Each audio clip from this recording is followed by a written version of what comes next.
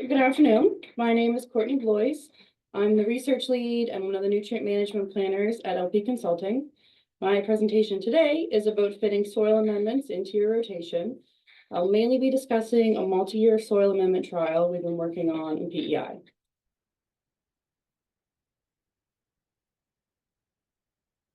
So who are we at LP? For any of you unfamiliar with our company, LP Consulting is involved in agriculture in a few different ways. For industry, so waste to resource projects, the agri-economy, completing on-farm research, our newest venture into carbon crediting, and most importantly, for farmers. For farmers, we complete 3-year nutrient management plans for farmers in all 4 Atlantic provinces, helping improve soil health and crop yields. We introduce our farmers to new products by trialing them on their farms for research. We also educate them about soil amendments and what would be beneficial to their operations. For industry, mainly deals with waste to resource projects. We help industry partners turn valuable byproducts from waste to CFIA labeled fertilizers, and in some cases manage the programs delivering these projects to farmers. We teach farmers the value of the products as well as how to use them in their farming systems. Sometimes this is as simple as a client calling us with an amendment they found on their own. We can take a look at the tests and offer our advice. For the agri-economy research, we do research in a variety of crops all over the Maritimes, including grains, forages, apples, blueberries, to name a few. We do this for chemical companies, fertilizer and seed companies, as well as other groups. We set up large-scale or small plot trials depending on the project requirements. More recently, we've been moving towards our carbon cropping project. Our model's in the process of being ISO certified. There'll be more update on the model once that's complete. What I can tell you at this stage is that our program has been designed to account for the great practices our farmers are doing and to help them continue to build off of this to create saleable carbon credits. So our project, we've teamed up with the East Prince Agri-Environment Association for an on-farm evaluation of alternative amendments on PEI as part of the Living Lab PEI trial work. Living Lab is a national program to develop and test BMPs on farms in real-world conditions, working to sequester carbon, reduce greenhouse gas emissions, and provide other environmental co-benefits.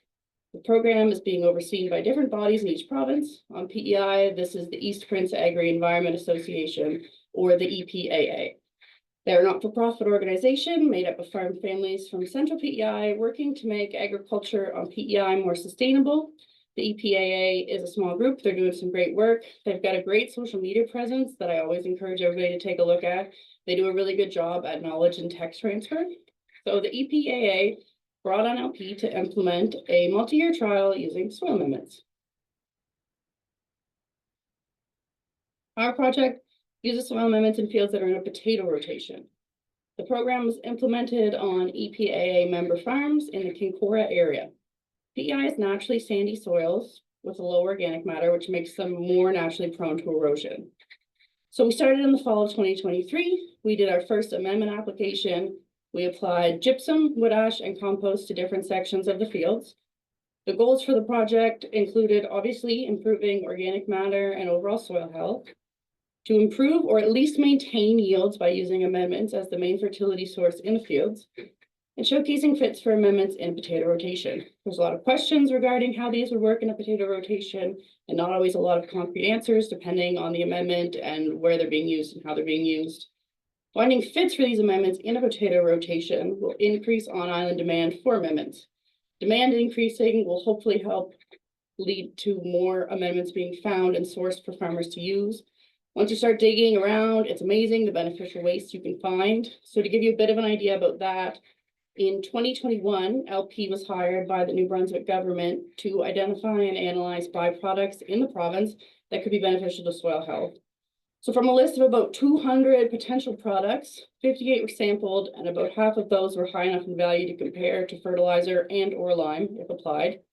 Products added up to a potential $77 million of displaced fertilizer and lime values.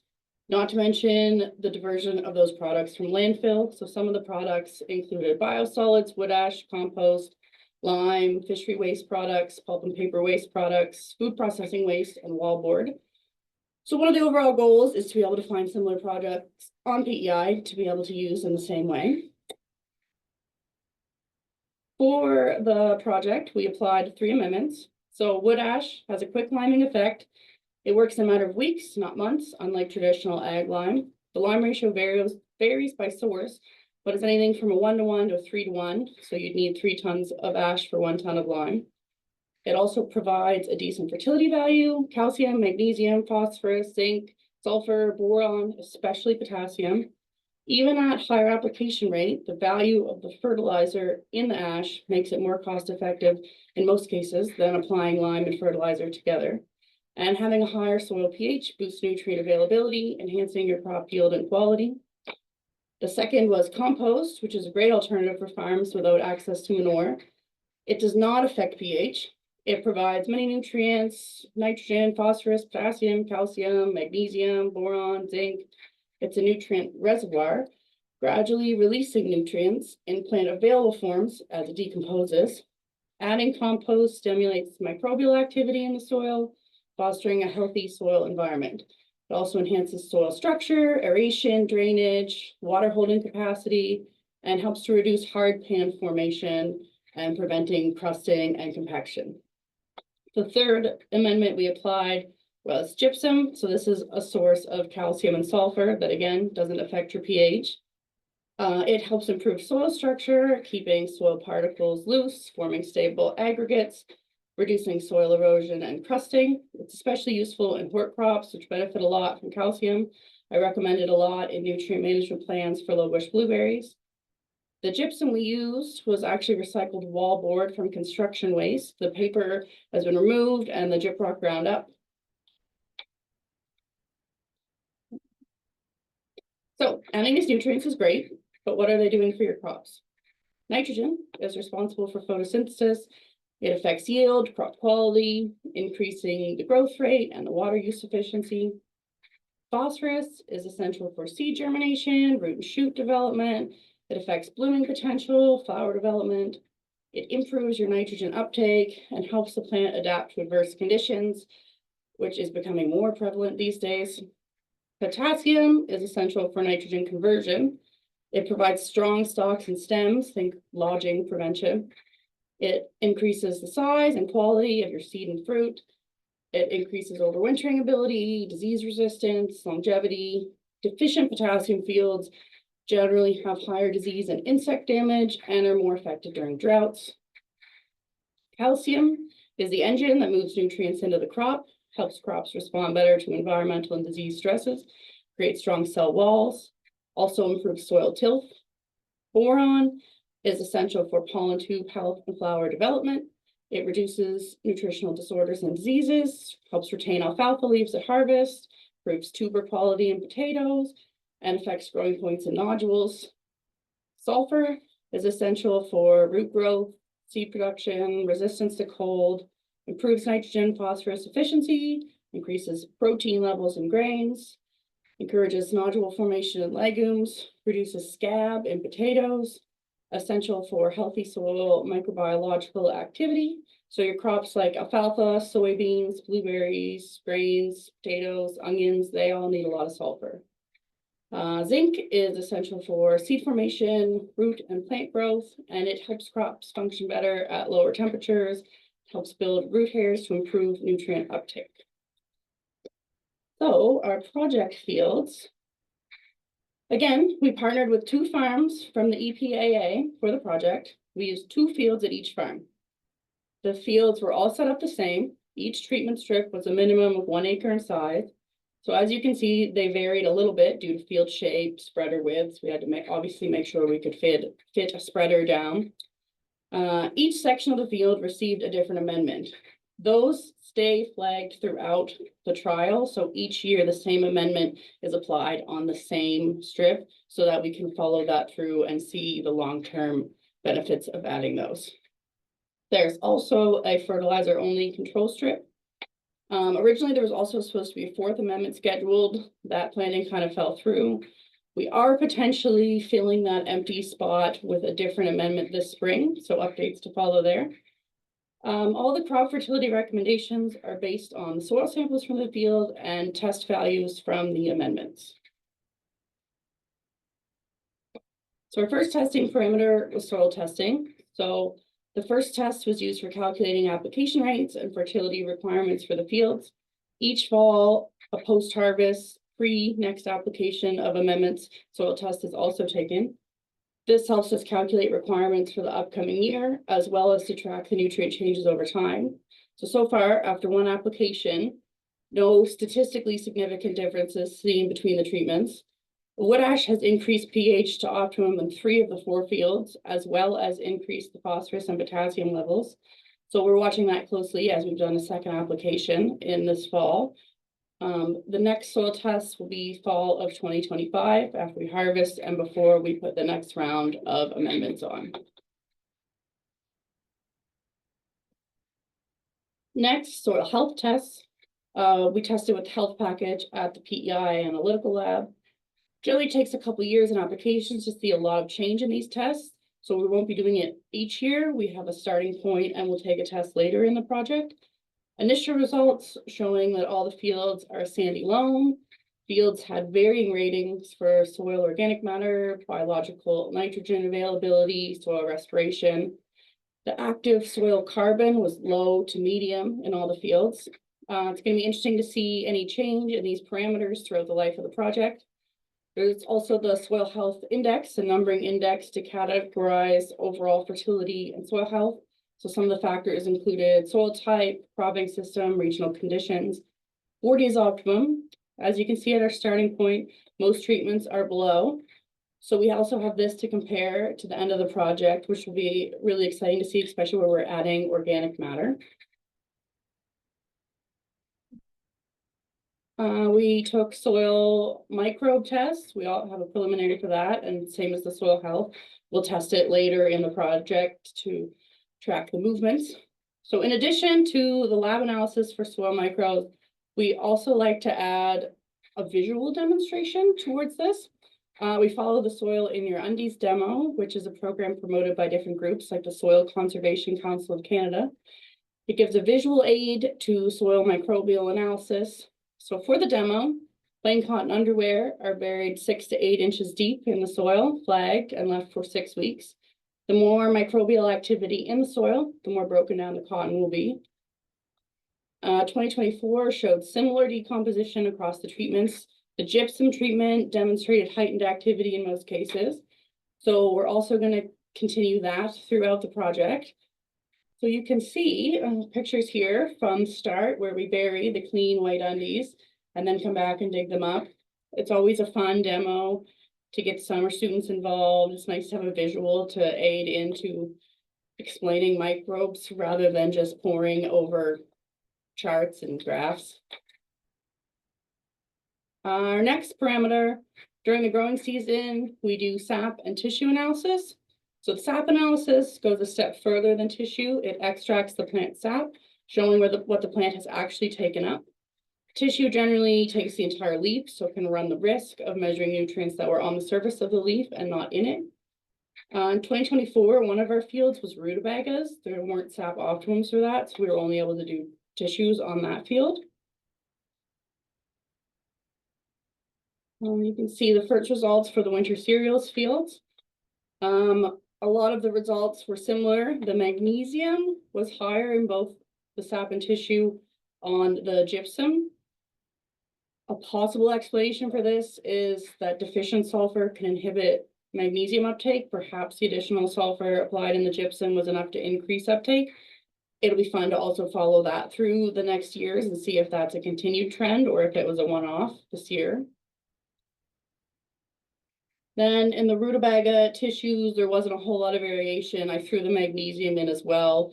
Those results didn't exactly follow the winter cereals.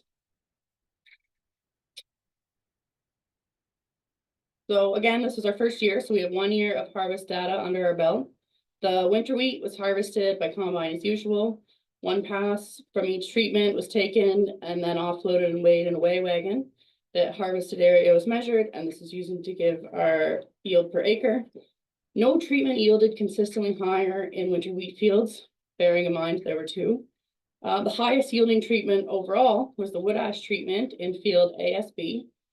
So not a lot of variation. However, this isn't actually bad news in this case, as it's showing that we can get the same yields when replacing fertilizer with the amendments. But I should also point out that in these fields at green up and stem elongation, they were all treatments were top dressed with a coated nitrogen product. And the rutabaga yields. So with one site, not a lot of statistical analysis you can do with this. It's more just fun to look at. The harvest was completed by hand and weighed. A team of us went out to the field. We dug 6 10-foot long strips in each treatment. They were weighed and graded separately, then averaged overall for the treatment. The field showed a lot of wireworm damage with visual observation only, because we weren't predicting that the wireworms were going to be there. So we don't have traps, we don't have wireworm counts, but it seemed as though the damage was lessened in the wood ash treatment. Do with that information what you will. The harvested rutabagas were assessed for any damage, which may make them unmarketable, as well as size. And you can see in the pictures there, the sizers we borrowed from the actual harvest crew. These are going to the table market. They must fit into the large sizer, but not through the small sizer. So the top graph on the page there is the marketable yield in tons per acre for each treatment. You can see that the amendments yielded much higher than the fertilizer control. As we harvested, we weighed the total amount harvested, then graded and re-weighed just what was saleable for the table market. So the lower graph measures the percentage of the harvested crop that was unmarketable due to being too small. So as you can see here, the fertilizer control had a lot more losses than the amendment treatments. As with any research project, the return on investment is the key finding. New products or practices are really only beneficial if they're also affordable for farmers. As wood ash and the recycled gypsum are both diverted waste products, they came at a much lower price point than the compost. So the cost of compost had the biggest effect on the return on investment. Again, 1 year of data. So as we continue building this data set, we'll be able to follow that through, watch these numbers, see what financial benefits we're getting from increasing organic matter or the background soil nutrients. And as you can see on here, especially in the rutabagas, we had a bit of a loss when applying the compost, but in the top, everything's profitable. We just had the lowest return in the compost, which is to be expected as it's generally a higher price point. So what is next for the project? The amendments have been applied for the 2025 cropping year. This year, 3 out of the 4 fields will be cover crops. The 4th field will be potatoes this year. The 3 that are in cover crops will be potatoes in 2026. We'll be tissue sampling everything, as well as sap sampling the potatoes. We're in the process of ironing out the potato quality assessments that will take place. Namely, of course, we'll be looking for potato scab, as the consensus in the industry is that increasing pH also increases scab. We've obviously been increasing the pH in the wood ash treatment, so we'll be able to measure between that, the control and the other amendments, and see if there's any uptake in scab. And in the fall, we'll take more soil samples and apply the final round of soil amendments. As we won't be taking a regular yield off of the cover crops since they won't be harvested, we're going to do a biomass harvest and see if there's more growing, healthier plants growing, etc. in the different treatments and measure those. So research is great, but what does it mean for you? How can you implement use of amendments on your farm? When you're starting off, you need up-to-date soil samples. So at the minimum, every 3 years. What's the status of your soil? What's deficient? What's excessive? What's your pH? What are the nutrient requirements and crop removal rates for the crops you're growing? So different amendments serve different purposes. As we just went through the 3 that we used in the project, some are for liming, some just add nutrients, some add more nutrients than others. Your end goal for the field determines what amendment is going to work for you to get there. Don't forget to count the fertility from the amendments towards your fertilizer requirements. have a copy of the product CFIA label or a lab analysis, depending on what the product is. Give that to your agronomist. They can help you calculate the fertility you've added and how much you still need to make up with fertilizer. There are several options for amendments available in Nova Scotia. So wood ash is a popular one. It provides pretty close to the same amount of nutrients depending on the source, but they vary a bit. So we're looking at 4 to 5 kilograms a ton of P2O5, 10 to 15 of K2O, 27, 29 of calcium, an average calcium carbonate equivalency of 25%. Looking at a minimum application rate at about 3 tons an acre and go from there. If you're interested in wood ash, our office can assist you in booking wood ash from 2 locations in Nova Scotia. So we've got Nova Scotia Power in Port Hawkesbury. That's available throughout the year. And depending on where you're at, we also have Brooklyn Power down in Queens County. There's 2 shipments a year, spring and fall, out of that plant. It's a lot smaller. We also work with several wood ash providers in New Brunswick, if you're located up there. We actually sourced the ash for the Living Lab project out of New Brunswick and had it trucked over to the island. Recycled wallboard gypsum, an alternative to other gypsum sources. This is available from Halifax C&D and Antrim. We can also help you arrange orders and trucking on that from our office. It provides 24 kgs per ton of calcium and 20 kgs of sulfur. It's available by order. It's free, just the trucking. It's popular with blueberry and horticulture crops or to mix in livestock bedding. If you're a livestock farmer, you might remember the recycled bedding program, which made bedding from this wallboard and the chipped up recycled construction lumber. Blueberry fields low in calcium, which is a lot due to our non-calcareous soils in the region. We recommend 1.5 to 2 tons an acre of gypsum applied in the spring of the sprout year. Another soil amendment I haven't mentioned yet today is Enrich. It's a lime-treated biosolid fertilizer with a CFIA label. Like wood ash, it should be applied at a minimum application rate of 3 tons an acre for liming. This plant is located near the Halifax airport.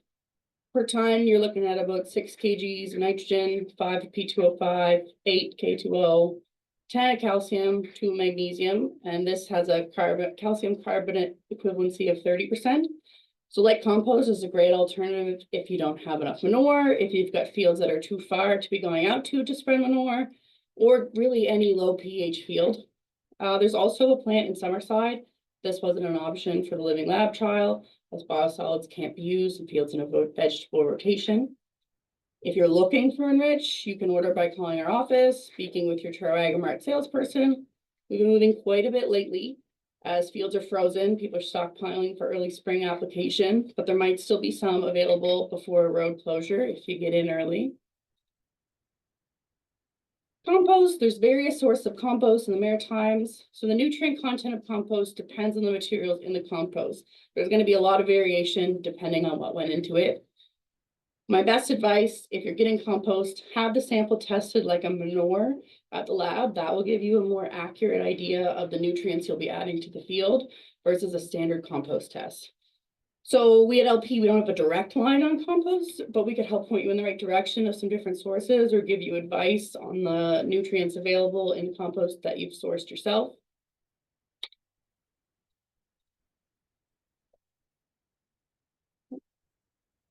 So that wraps up my presentation. Again, if you're interested in using any of the amendments I just mentioned, give us a call. Our office number is listed there on the screen. If you have any questions about nutrient management plans or farm research, you can reach out to me by phone or email. And I'd love to take any questions now about the information I just presented. Perfect. Thank you, Courtney. Is there any questions out there for Courtney right now?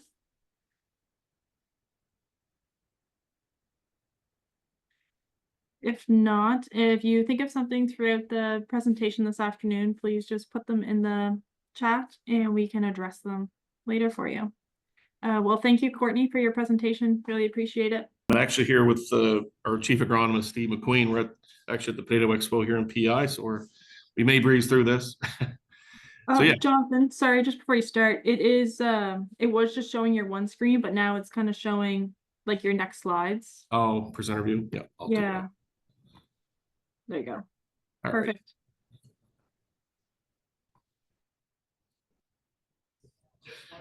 All right, so yes, John McCarthy, I'm the district sales manager for Alpine in the Maritimes. Steve McQueen here, he's our chief agronomist for Canada, actually. I put my number up in my email there, so if there's any questions after the fact, we can certainly address those. So just a little bit about Alpine. Celebrating 50 years 2 years ago, so we've been at this a while. Things have evolved in that time span, as you can see. This is our plant here in New Hamburg, Ontario. We produce most of our products that we sell in Canada.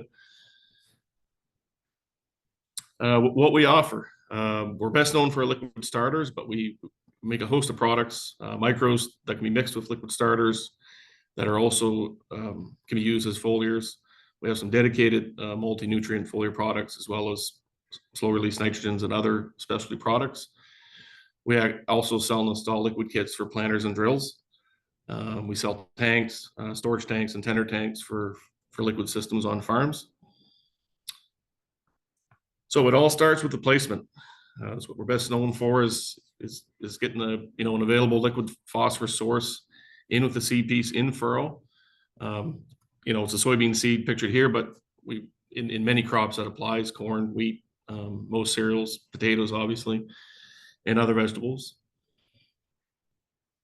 And the important thing is having a high ortho liquid starter available to the seed piece that have access to the very first root hairs that start, and thus we see more even in early emergence in cold soils in the spring, and that helps prevent stress early on.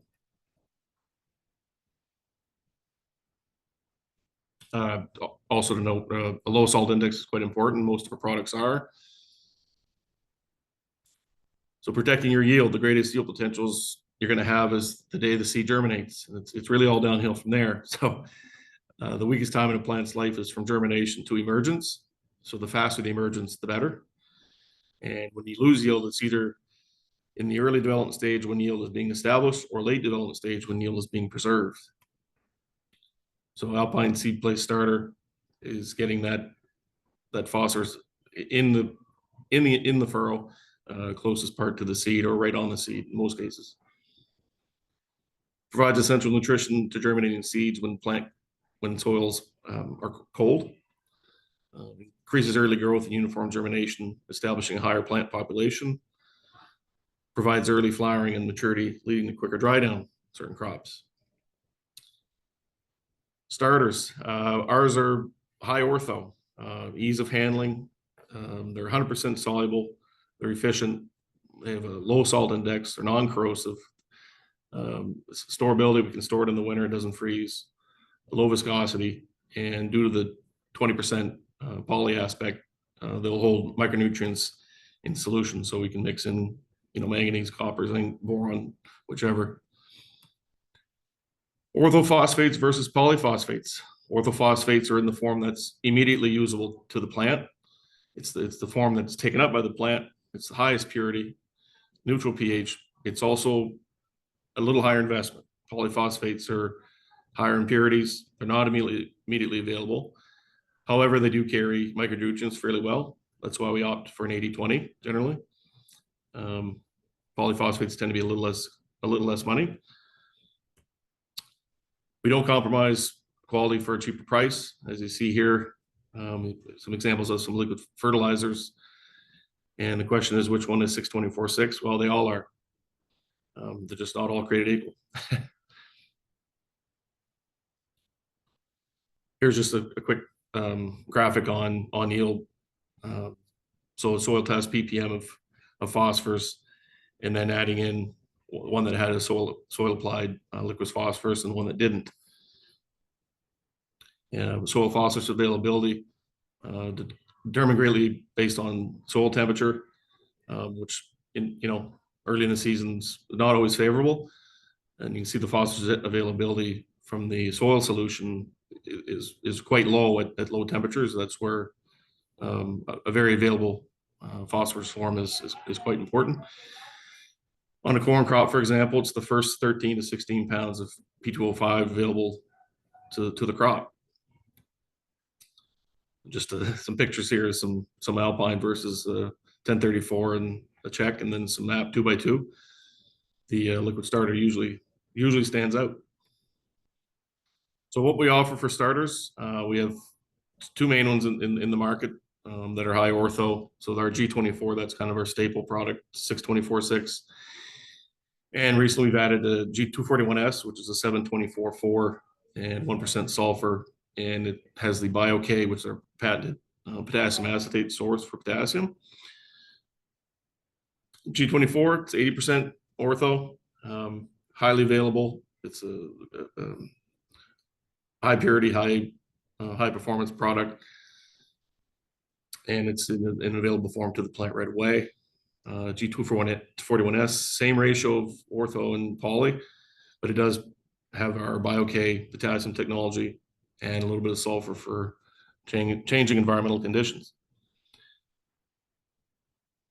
Also a low salt starter and immediately available for root absorption, much like the G24. I'll hand it over to Steve for a minute here just to talk about our BioK. Yeah, when we start looking at the difference between what we have, potassium hydroxide and potassium acetate, that is in the G241S, we just look at that whole molecule and the form of potassium acetate. Every potassium source has a friend that comes along with it. So some come with chloride, sulfurs, nitrates. But the acetate molecule is really, and you'll see as we move on, it's a natural metabolite for the plant. It is a carbon hydrogen base, so it's a C2H3O2K. Plants are 96% carbon, hydrogen, and oxygen. So when you add this to the plant, it's an automatic energy boost. It allows the plant to pick up its metabolism and move nutrients more efficiently. And there's no phytotoxicity with that, like there are with other products. So it's clean, helps the potassium get into the plant much quicker, and then it just speeds up metabolism and it increases that root mass as well along the way. So, thanks, Steve. Yeah, so the role of potassium in plants, it suppresses the incidence and severity of disease. It regulates plant stomata opening, closing, and thus uses water, and helps cells maintain turgor pressure and ionic balance. So when you think about lodging in the field or other issues, translocation of nutrients, and maintains quality parameters of the crop. So adequate potassium keeps plants standing. Again, the lodging story, those thick cell walls, keeping those plants robust and sturdy. So Alpine BioK is a potassium acetate-based fertilizer. It's a unique combination of inorganic salt with an organic acid. Improves plant uptake over other potassium sources. It's non-corrosive to equipment. It's a promoter of soil health. Very low salt content. Very little phytotoxicity. Other examples of sources of potassium. Our BioK at 43.8 is fairly low on the salt index. K-Row a bit higher. A couple of our other products actually even higher, and then potassium chloride, of course, is almost 3 times as salty. The other characteristics, the solubility. So, for example, this is an illustration of how many grams of different types of potassium that will solubilize in 100 mils of water, and ours is at the top by far. The next graph or the next picture here shows 2.5 fluid ounces of water, and then the respective amounts of potassium that will dissolve in that amount of water. It seems almost unbelievable, but we've tested it myself.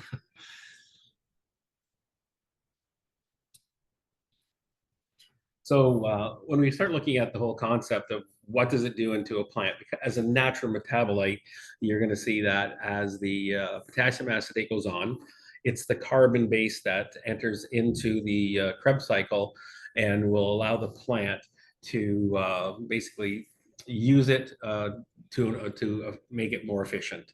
So we always look at the Krebs cycle as 2 rounds, 5 steps, and that's what humans, we have to put things in numbers. The plant really doesn't count, but with the carbon going into the basically forming acetyl-CoA, which is acetyl-CoA enzymes, really helps that plant do 3 steps each time. So we're making energy more efficiently. And once you start to create that energy, you increase the plant's ability to uptake nutrients, to flow nutrients around and manage nutrients. It also increases the exudates towards the into the roots, which is going to really help us with some other things as well. So here, I think the most important thing is when you look at it compared to others. So humic acids and fulvic acids have a huge carbon, hydrogen, oxygen, base to them. Looking back at the potassium acetate, where it is a C2H3O2, and as you look at the Krebs cycle, it's all basically built on carbon, hydrogen, oxygen. Again, plants are 96% that. That's why when we come to look at nutrients, we're really only dealing with 4% of a plant. So it's key to understand the importance of the non-phytotoxic, and it actually then it improves the abilities, the ability of the plant to do everything it needs to do. We're never short of sunlight, CO2, but we want to make sure that plants have more energy to do what they want to do naturally. That's how we skip by stresses, mediate that for better genetic yield potential. We could have an entire discussion on acetate, but we'll leave it at that. So it is a plant nutrient, it's a plant stimulant, and it's a microbial stimulant. Here's just a quick example of some soil biomass measurements based on different types of potassium that were applied, and we see much higher microbial activity with potassium acetate. It also feeds mycorrhizae. It's a preferred food source. It's a natural metabolite. And it's a better food source over sucrose for soil mycorrhizae. Also in the G241S is a little bit of sulfur. It's a low concentration, but it's a key at early stages of plant growth and development. It improves nitrogen sulfur ratio. Soil levels of sulfur have been declining due to cleaner air from reduction of sulfur emissions, so it's good to have some in furrow. Just a few trials here we did, see various physiological mechanisms that were improved. When determining yield, fruiting, flowering stages, etc. Not all potassium is created equal. Moving on from that, Alpine also has a host of micronutrients we call the microbolt line. We have zinc, manganese, boron, copper, among others. Most of them tank mix with our starters, and they're all safe to be used as a foliar as well. And so mix with Alpine starters and for post-emergent sprays. Alpine microbolt manganese is also tank mixable with Enlist. I believe we're on the label actually. Yep, US side there. Yep. Boron, just an example of some things we do with some of these products. Y drop mixed with UAN and Y drop. We've had quite a few applications of this and seen some interesting yield increases. And at the price point, it's 4 or 5x ROI. The most underutilized piece of equipment on the farm is the sprayer. So the same BioK technology exists in our foliar products, which I'll touch on briefly. We've seen very quick responses to foliar amendments on soybeans and many other crops, potatoes in my area. Even within a day after application, you see a greening and a quick response. Foliar absorption of potassium after 48 hours from organic and inorganic carriers. I guess the key thing here is the acetate is very efficient at being absorbed through the leaves, not just soybean. That's just what this test was. Potassium phosphate, kind of a close second. The rest are all quite low, especially chloride. And so I guess the important thing when we talk about foliars being sprayed on a crop is the point of deliquescence, and that's the relative humidity where the product goes from a solid to a liquid. And potassium acetate's at 23.3% relative humidity, which in the Maritimes, we're higher than that. But some of these products, like potassium chloride, you need 85%, and some days we don't reach that. So the efficiency of some other products aren't really quite there. The size and molecular weight of potassium acetate is really quite small. So when we talk about making its way into the plant through stomata or other, mechanisms on the plant. It's really quite efficient because it's very, very small, and everything we sell is in solution. We don't sell any suspensions. So yeah, the role of acetate in plants, we touched on this already, I guess, but quite important.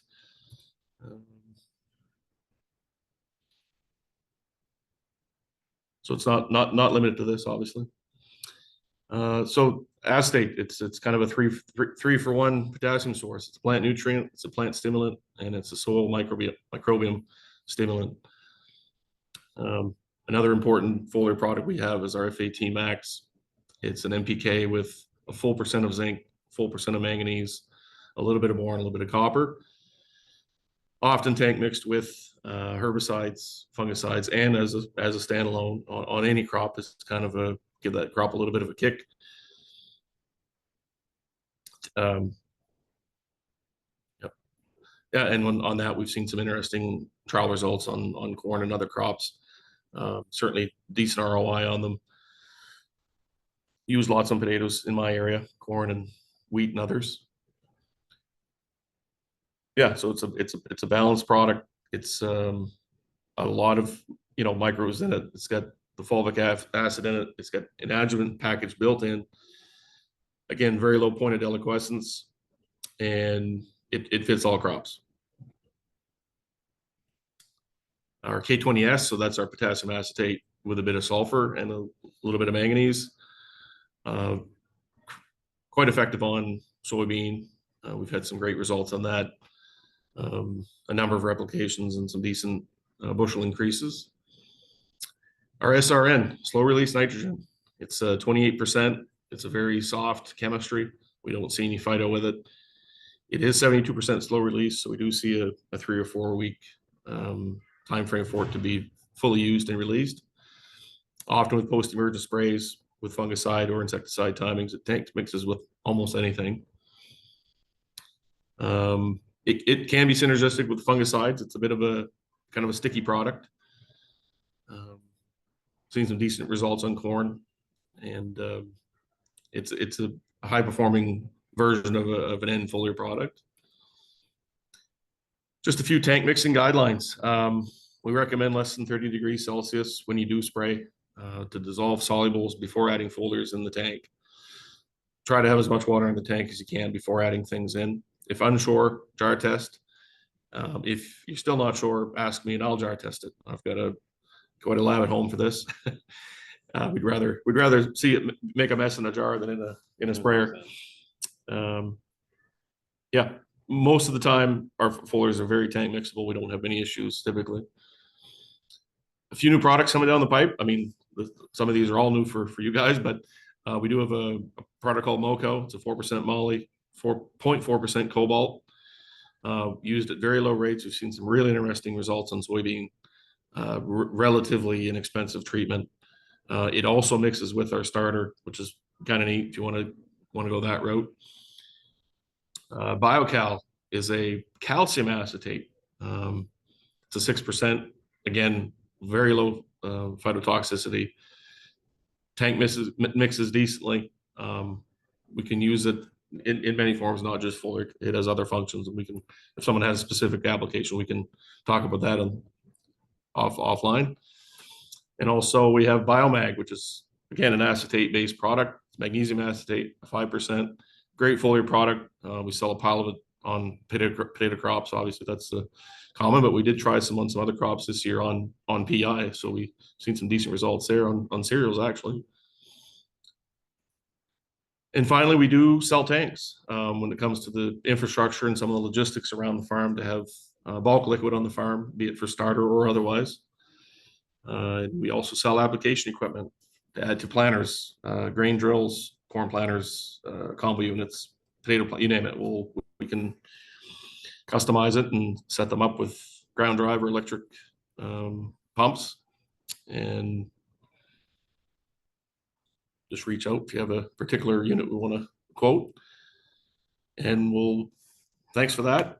Any questions? Feel free.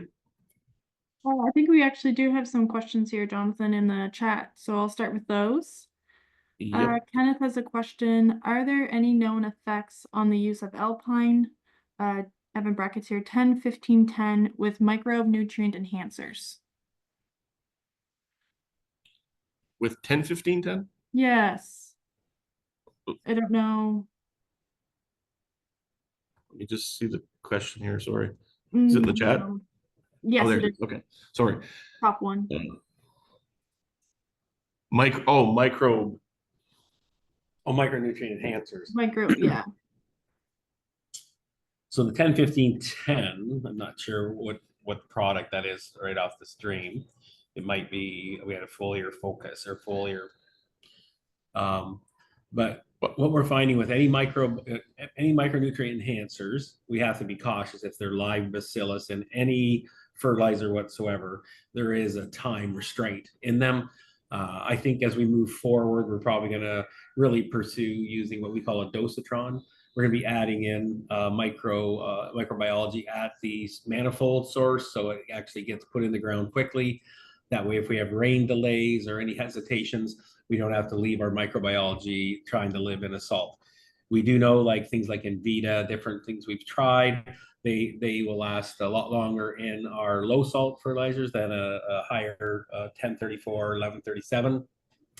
That's work some of the companies have done. So again, it's all based on that, the salt index. It really helps with that if you start to get UAN involved. So I think as we go forward, all micro, a lot of our bacillus and stuff we're going to be adding.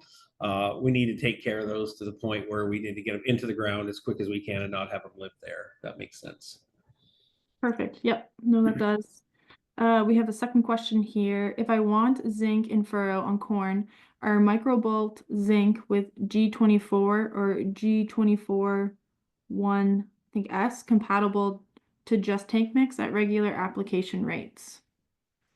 Yeah, we do that all the time. Yeah. We can actually stack them. Sometimes we'll put boron, zinc, and or manganese if we want. So yes, absolutely. And you will find sometimes there'll be zincs that are that 9% that are non-chelated. You have to have a chelated zinc because if you put zinc with phosphorus, they will just make zinc phosphate very quickly.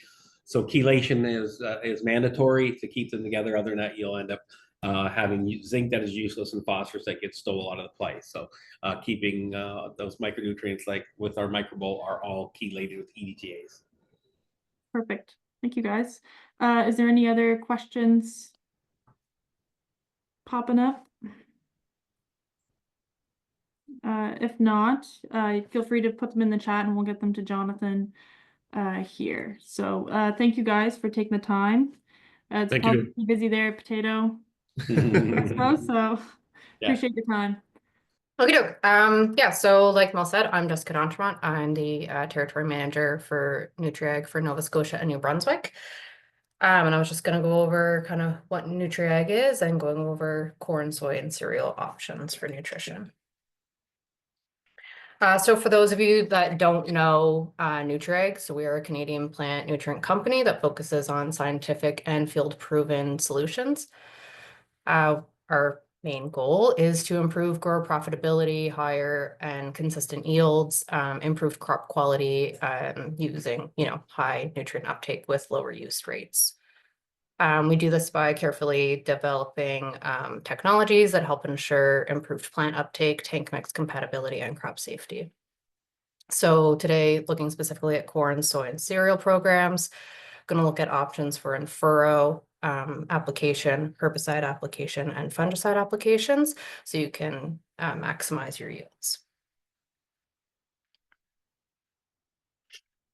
So starting off with in-furrow applications. So for corn and soybean, we'd be looking at either adding TerraDrive and or MBOSS to your liquid starter kit. They're both at the same rates there for both of those. So MBOSS, MBOSS is bacterium. It's Methylobacterium organophilium, which is a unique bacteria because it uses methanol and oxalic acids as its carbon sources. The reason why that matters is plants naturally release small amounts of methanol as a byproduct of cell wall metabolism, particularly when they start growing rapidly. So the emboss bacterium is able to utilize that for their own growth and produce beneficial metabolites to support plant health. So they have a really good symbiotic relationship. And then the oxalic acid, it's an organic compound found in plants that plays a role in calcium regulation, plant defense, and stress tolerance. And once again, the bacterium in emboss is able to regulate oxalic acid levels that influence nutrient availability and stress response. So part of the metabolites that the emboss creates is cytokinins. So that's a plant hormone that delays leaf senescence, promotes cell division, and improved root growth. It leads to better water and nutrition uptake. So ideally with the addition of emboss to your starter, you're going to have a stronger root system, leading to increased water and nutrient uptake, better photosynthesis, leading to more energy production, and high stress tolerance, especially against droughty conditions, and then delayed senescence, which will extend your productive period of the plant. So it is like it's a living product. So there's going to be some tank mix restrictions that come with it. Here's just a small list of compatibilities that we've run and tested for viability of the emboss bacterium. The time stable, that's actually just the amount of time it takes to kill the bacteria. So please don't leave it in your tank. If it's 6/24/6, don't leave it in there for 3 weeks. That would kill all of the bacteria in there. As you would with any sort of live product, it's more of like you wait till you get to the field to add it to the tank. It just makes it a lot easier. That way you're not killing it. That being said, like the storage of emboss isn't that bad. It doesn't have to be kept in the fridge, doesn't have to be frozen. You could leave it on the shelf at room temperature. It's fine. Don't leave it in your truck and let it heat though. You will kill it that way. So this is just some of the results that we've seen from adding 10 mils to the acre of emboss to your starter fertilizer in corn. So you can see the difference in the root mass and shoot growth that we've seen.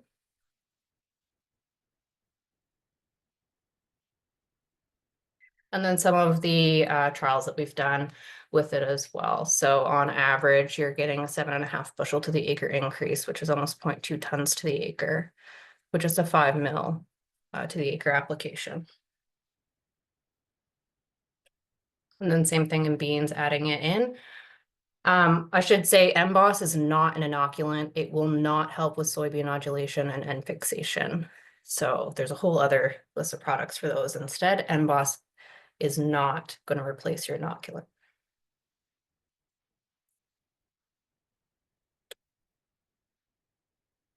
So looking at other things that you can add to your, like in furrow to your starter, we have Terra Drive, so it's actually designed for soil and foliar use. It's a liquid nutrient enhancer designed to improve your root growth and overall plant development.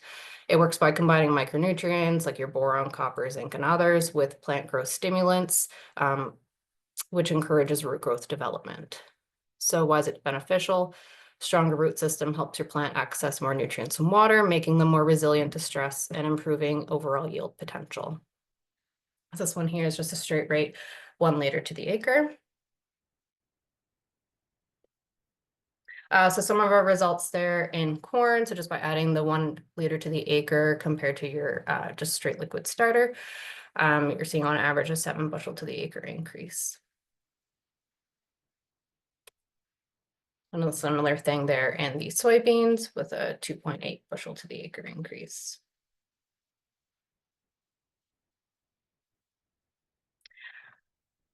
So looking at options for herbicide timing.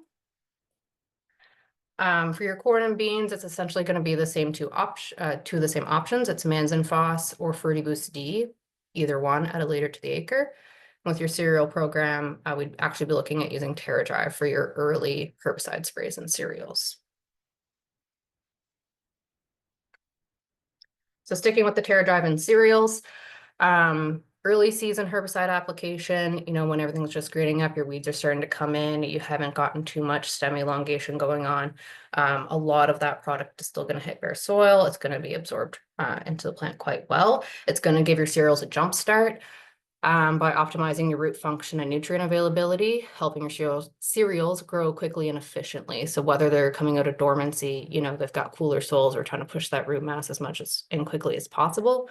Or even with your spring cereals there, you want to get them up and growing as fast as possible so that hopefully they can be large, cover and everything before we get some droughty conditions. And this one here is just showing you like the different varieties or types of cereals that we've used them on with varying results based on the years that they were harvested. So Mans and Phos you would use for your corn and soy with their herbicide application. So it's now Mans and Phos DX. You might know it previously as Mans and Phos Max Plus. It's part of our TruePhos line of products. So it's designed to quickly correct phosphorus deficiencies while delivering key nutrients like nitrogen, potassium, sulfur, manganese, and zinc. Mans and Phos should be used where you need like that bump in phosphorus, whether your phosphorus levels were low to begin with, or if you've been experiencing cold, wet soil conditions throughout the start of the growing season. That can often limit the phosphorus uptake. So our TruePhos line is 100% orthophosphate. And you know, that's the type of phosphorus that the plants can quickly absorb. It moves quickly throughout the plants to where it needs it, shoots, roots, and grains. Normally, phosphorus reacts with other micronutrients, especially manganese and zinc, creating insoluble compounds. But part of the mod technology that we have in this product keeps everything in a true solution for the optimum foliar uptake.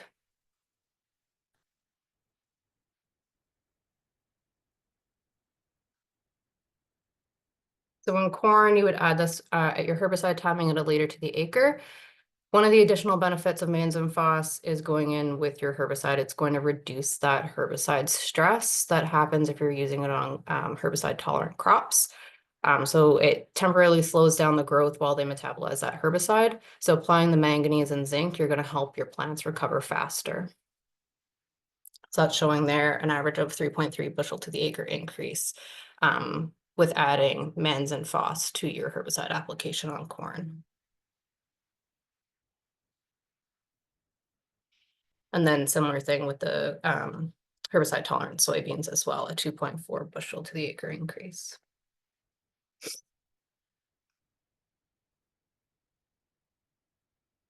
So one of the other options I have for your herbicide application for corn and soybeans would be Fruity Boost DX. It's part of our bionutritional line of foliar products. It's designed for improved nutrient uptake to support crop development and help plants recover from stresses, including your herbicide stress. The key components in this product are the manganese and zinc, which are often tied up or deficient after your herbicide applications. So this would be similar to like the Mans and Phos product. However, Fruity Boost has the addition of amino acids and fulvic acids that help support new cell wall growth and overall plant vigor. I would pick Fruity Boost DX over Mans and Phos if you are not worried about phosphorus uptake.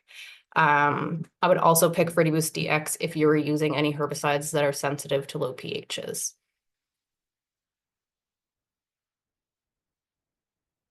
So when you add a liter to the acre of Fruity Boost DX to your herbicide applications for corn, we're seeing on average a 9.4 bushel to the acre increase. So it's about more than 0.2 tons to the acre. We've had really good results with this one here. And then with the soybeans there as well, a 2.5 bushel to the acre increase. Just trying to help them get out of that herbicide leg.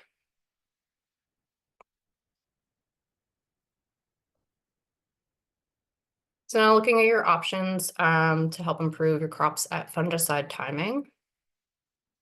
Whoops, there we go. So for corn and soybeans, we'd be looking at KP Boost at 1 kilogram to the acre with a little bit of boron. And then for your cereals, if you're going with 2 timings, you'd be looking at your Ferty Boost D at flagleaf or Manzin Foss at head.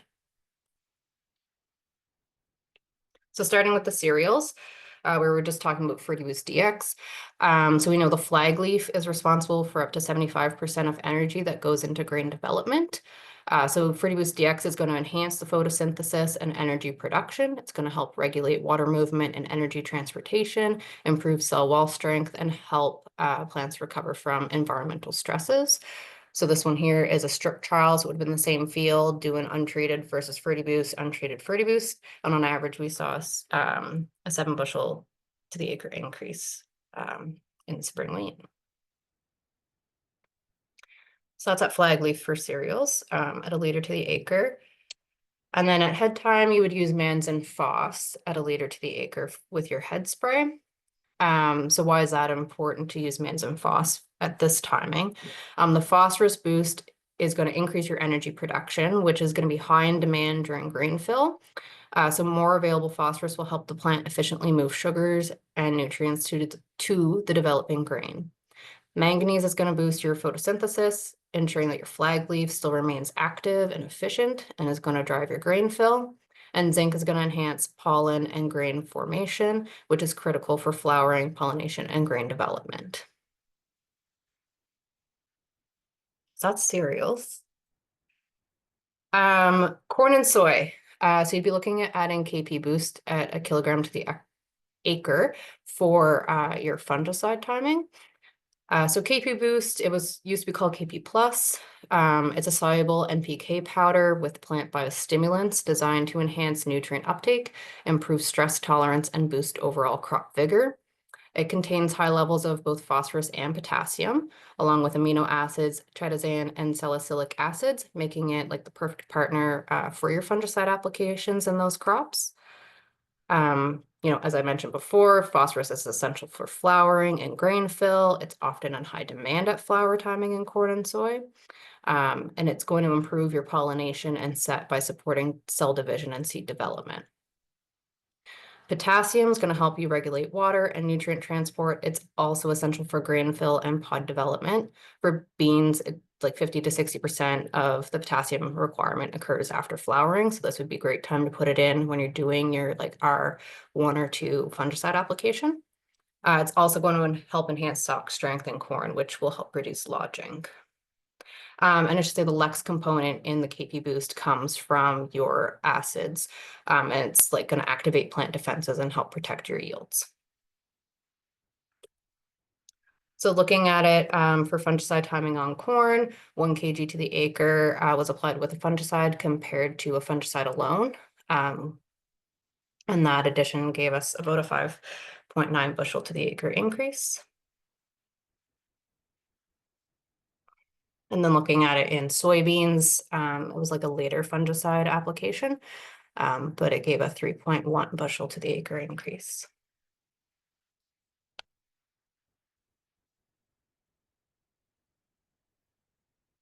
So went over a few products, just going to kind of summarize them all for you so you don't forget. So I have Emboss, so that was the one we used in furrow at 10 mils to the acre. It's going to help your plant stay healthy, resilient, and productive by fueling metabolic processes that support growth, stress tolerance, and nutrient efficiency, starting at your roots. That one is a living, being in the jug, so make sure that you check with us about viability before you add it to an in-furrow, like whatever your starter is. Then we have Terra Drive. So that one there, we also used in furrow for corn and beans. You could use it in furrow for cereals as well if you're using a liquid. And then we also used it with our early cereal herbicide application at 1 liter to the acre.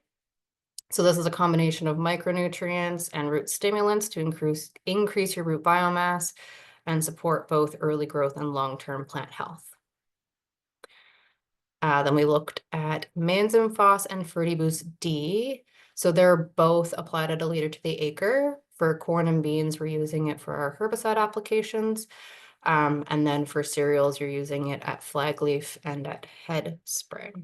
So the Manzin Foss, it's your excellent phosphorus source. It also mitigates herbicide stress, as well as maximizing energy production, grain fill, and stress resistance.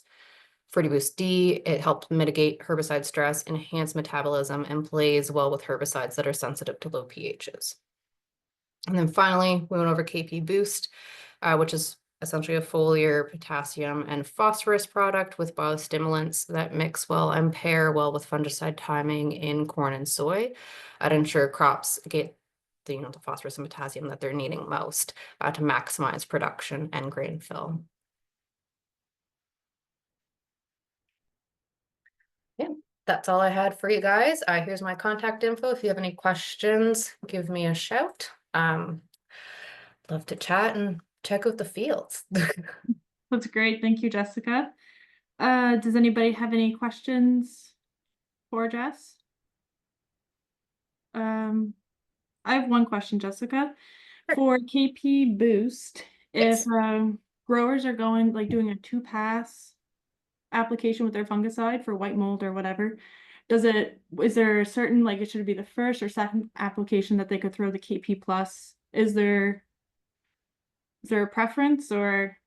At that point, I think it would just be, we'd check tank mix compatibility, and if they were doing anything else in there, I don't know, what you guys would be using for your fungicides at that timing. I would probably go early. I'm a fan of going a little bit earlier on that. You'd hit it just before, at your start of flowers, and it's made it in, especially if weather gets dicey for your second application. We know we've prepped them ahead of time. Perfect. Good. Is there any other questions for Jessica before we move on to our next presentation? If not, thank you, Jessica. Thanks for joining us today and looking forward to seeing you out and about this spring. Thank you, Chloe and Luke. Appreciate the invitation and that. As mentioned, I'll talk on a few different diseases that impact soybeans and corn, particularly focusing on soybean cyst nematode, sun dust syndrome, tar spot, which is the big one for us going on right now. But feel free to ask questions as we go along, either through the mic or through your chat. As Chloe mentioned, my name is Albert Tenuta. I'm the field crop extension pathologist with the Ontario Ministry of Ag and Food and Agribusiness out of Ridgetown, Ontario. Been here since 1991, and my focus is around field crops, particularly corn and soybeans and wheat and that. We're going to start off with a little quiz and see if this works and that. In this field, this is typical of what we will see in certain fields in Ontario and that. What do you notice in some of these fields? And if no one's going to answer, I'm going to pick on Chloe for a bit, or Luke.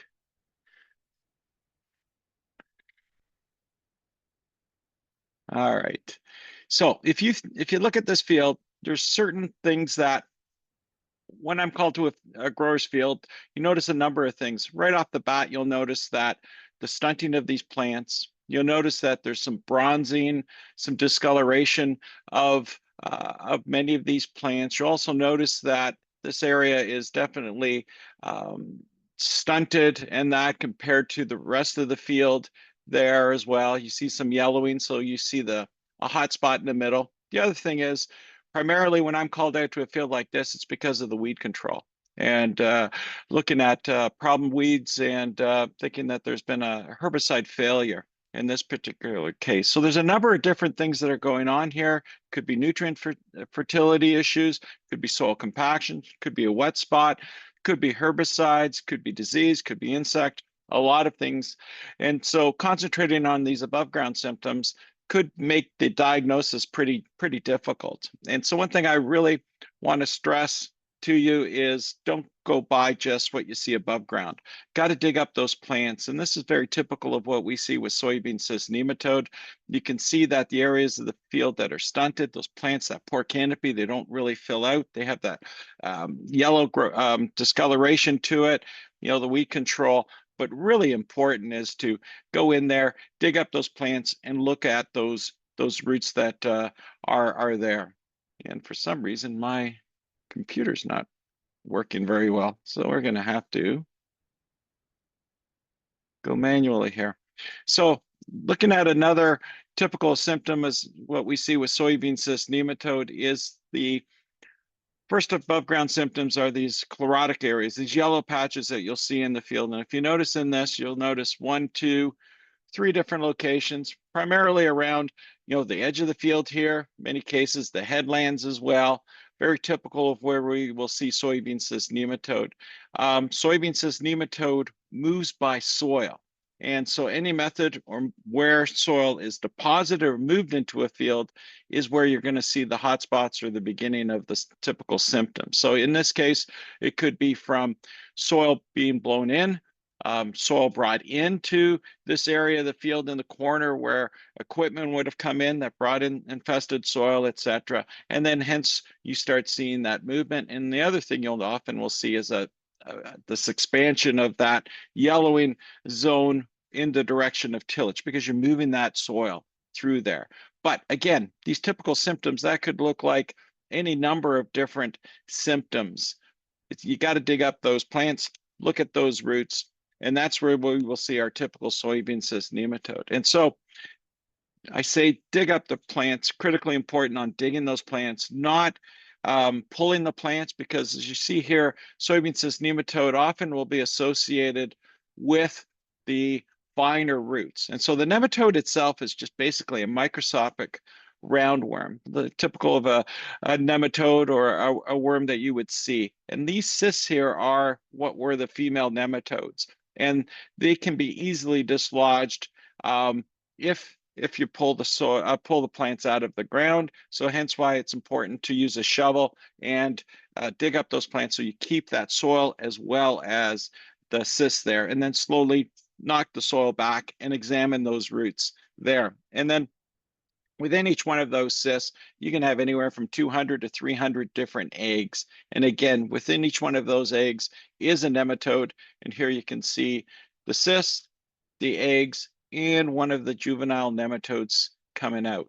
They're really, really small. So again, you've got to train yourself to see what's there. And here's a good comparison between what we would see on our cysts. These are young cysts on there. They're about the size of a pinhead, size of a period in a sentence or so. They'll start off white.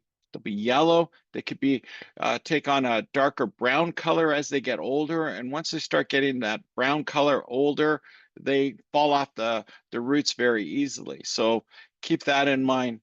They're really small and they really fall off. They can look like sand grains as well. And here you can see that typical nodule, much larger for the nodules. But again, one way to distinguish the two is with the cysts, I call it my zit test here, or cyst test, zit test. You can grab those cysts, put them between your fingernails, and they'll pop. And that, as unlike say sand or something else, the nodules, of course, if you cut them, you'll see if they're working and active, you'll see that pink hemoglobin type color associated with the inside of the nodules. But again, nodules are much larger than cysts. But again, train yourself to soil sample with a shovel, look at those roots, look for those fine little cysts associated with them.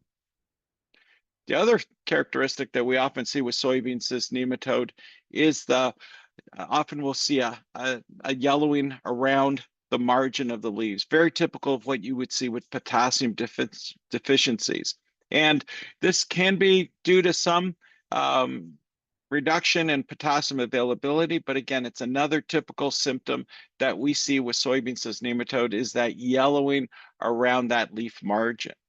And so here are two fields, one on the left looking very nice, one on the right. You can definitely see there are areas in that field that are having problems. It could be wet, could be other issues going on. This one particular soybean cyst nematode, regardless of whether it looks good or not, both of these fields have soybean cyst nematode. And it's critically important to be detecting for I say this for Quebec, I say this for you out in the east in the Maritimes and that where we haven't found soybean cyst nematode yet. You really, really want to find if soybean cyst nematode is present in your fields or in the area. You want to find it on this stage when the plants are not showing these stunted yellow symptoms that we see typical of soybean cyst nematode. It's a lot harder to manage any disease once it's established, but particularly with something like soybean cyst nematode. So you want to be out there scouting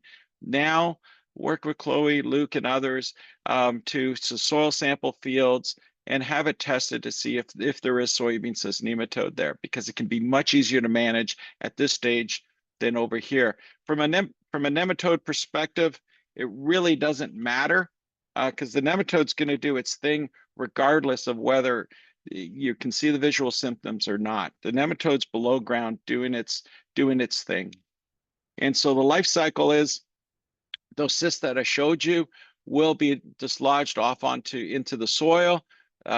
Once they germinate, those nematodes will come out, infect the plants, the roots, and then you'll start seeing the nematode cyst developing from there. It's important to realize that those nematodes, those are the female nematodes that actually form that cyst. So those cysts that we see on the roots were at one time that little microscopic roundworm.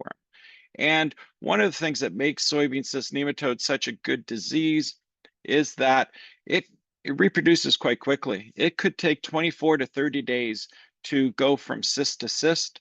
It can take 3 to 6 generations, say in our area, the Midwest US, probably be a bit different in the Maritimes and into Quebec, where we might see maybe 2, maybe 3 cycles of the nematodes. You know, each one of those cysts can have 200 to 400 eggs. And once the field is established, we really say you can't eradicate it because it does live for 10, 15 years or longer. Some of our fallow plots that I left out for up to 15 years, went back and we still had soybean cyst nematode at high levels. And so one thing from the soybean cyst nematode awareness side of things is, if you can, strongly encourage you to soil sample, dig up plants during the season multiple times, 2 or 3, because it's important. As I said, these numbers. So on this graph here, we can see the number of cysts per root versus yield. And you can see as we start getting into, 2, 3, 4, 500 cysts on a root, which isn't a lot based on what we have in Ontario, you can see the yield starts dropping considerably quicker. If we look at that in terms of what the potentials are, and this is theoretical here, but if we look at 200 eggs on a plant itself, and say half of those are females, half of those are males. The males don't matter in this particular case. They're going to die off. It's the females that form that cyst.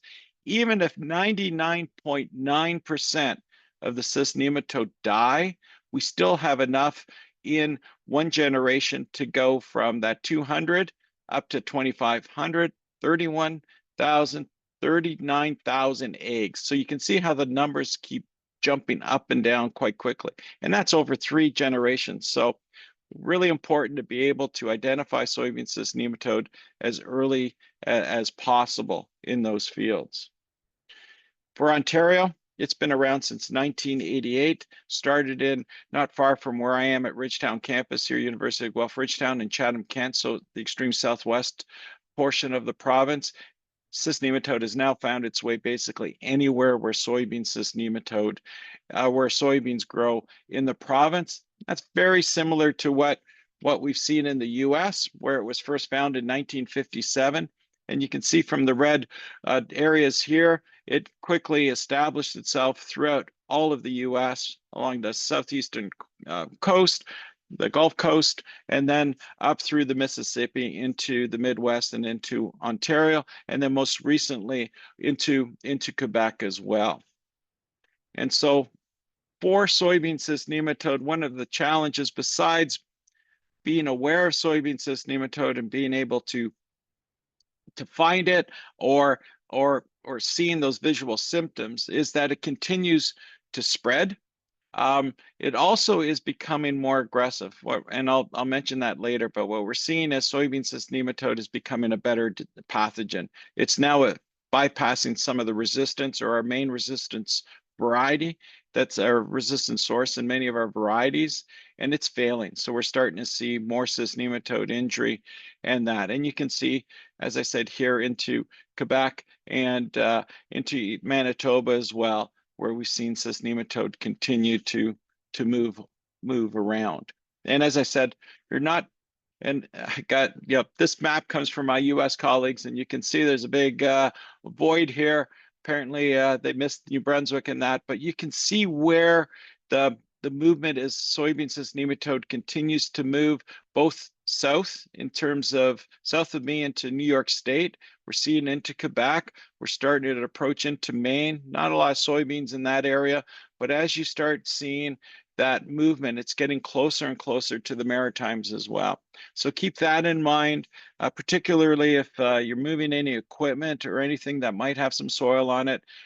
Be aware of where it's coming from, and maybe make sure it's cleaned and that as well. And so I mentioned the fact that soybean cyst nematode is changing. And when we talk about any disease, we always talk about the importance of resistant varieties and that. And then when it comes to soybean cyst nematode, 95% of the varieties sold in Ontario, Quebec, into the Midwest US have one source of resistance. And this is what we call this PI 88788. It's been around for 30, 40 years now, and it's been very effective. But what we're starting to see is different Ontario as well as the US states, we're starting to see more and more fields where the nematode is reproducing on these resistance genes, where before we'd only see maybe 10 cysts on a plant. Now we're seeing greater than 10% or more of the nematodes on those. So we're seeing more cysts on these roots, not as effective. So basically what we're starting to see is the resistance to the resistance now. And why is that important? As I mentioned, this PI 88788 source of resistance has been our cornerstone for soybean cyst nematode management for growers like yourself and others, and along with Peking, the Peking source, although we're seeing more varieties, they're still very limited compared to what we see with this resistance source. This is just one of my trials down by in the southwest near Harrow, looking at a couple susceptible varieties where we see, a 10 bushel difference between a susceptible and our resistant varieties. And this field isn't one with a really high soybean cyst nematode population. The reason I put this one on compared to some others where the susceptibles would be more like 15, 20 bushels, half of the yield, is the fact that this is typical of what we will see, and this is probably typical of what you growers in the Maritimes will see, is that besides those visual symptoms I mentioned, another key symptom or alert for if soybean cyst nematode is potentially present in your fields is that your yields start to decline.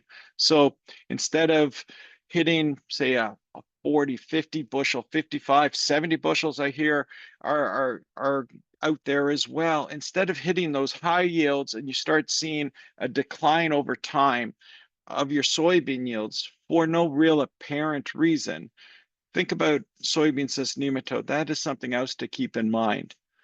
And that. So again, very typical to see yields start to decrease as the soybean cyst nematode develops. This isn't anything, unexpected in many cases. We see it a lot. This is just some, just comparing some glyphosate resistance when we started seeing it, 20 years ago or more between, very good control to no longer control. The same thing with soybean cyst nematode. We're starting to see 20 to 50% or more reproduction on these resistant varieties. With that PI 88788 source of resistance, basically what you're seeing is a lot more of these little white cysts on those roots. So the same thing that's happened for pest resistance, you're seeing corn borer resistance out in the Maritimes, herbicide resistance. The same thing we're starting to see with some resistance for soybean cyst nematode. When it comes to management for soybean cyst nematode, for you especially, it's that soil sampling. Scouting in the field, first of all, just digging plants up, looking at the roots, seeing if you see any soybean cyst nematodes. You can see them with your hand, with your eyes, and that you may want to wash off the roots and that.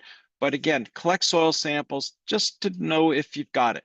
That's the key thing first off, is to find out if you have it or if you don't. I get asked a lot of times around, does soybean cyst nematode, just looking to see if there's any questions. If, if when I can take a soil sample, you can take a soil sample at any time if you're determining whether or not soybean cyst nematode is present. We had growers, we just had a little thaw a few weeks ago that brought in some soil samples for us to look at as well. So anytime you can pull a soil sample, you can find out if you have soybean cyst nematode or not. And that the only time that if you're looking at it from a management perspective to know what numbers you have, those are best to be done when soybeans are done at the end of the soybean season, or if you're going to be going into soybeans in the spring, because that'll give you an idea of what the numbers are going into planting. I mentioned growing these resistant varieties, growing the PI 88788 sources of resistance are still critically important. Rotating that with the Peking variety. Do not grow the same soybean variety continuously, because soybean cyst nematode will adapt, or if one or two start developing on that variety, there's going to be more the next time through, etc., because they're already accustomed to that variety. Non-host crops, so corn, wheat, alfalfa, small grains, a diverse cropping rotation definitely helps us reduce soybean cyst nematode, because although soybean cyst nematode is can be quite yield limiting and destructive disease, it only really is soybeans, dry beans are the main two crops that economic crops that it will impact there. Nematode seed treatments, we have some on the market now available. There's a few more coming out. We do testing all the time on them. They can help us reduce our cyst nematode populations, but they are not silver bullets. They have to be included into an integrated SCN management program with these resistant varieties. A good crop rotation with corn, wheat, small grains, other non-host crops in there as well. Cover crops are something that we're looking at a lot, both myself as many of my colleagues in the US, and that concern there is that some of the legume cover crops can be hosts for soybean cyst nematode. They're not, they don't reproduce a lot, but there is the potential there for some reproduction there. One particular cover crop that is used for soybean cyst nematode control, sun hemp, is great at managing soybean cyst nematode, but it also is very susceptible to root lesion nematode. So keep that in mind when you're using cover crops, that they could be beneficial, but at the same time, you may end up seeing some extra other insects or diseases going along. So basically, in terms of, from a resistance management standpoint for you guys, I think really important to test all your fields to identify if you got soybean cyst nematode, verify. If it's negative, continue and test monitoring. Sample scout, continue that. Just because the test comes back 0 doesn't necessarily mean there are no cyst nematode present. There is a certain level of detection that is required. So basically, we're looking at about 100 eggs or 100 cysts per 100 grams of soil.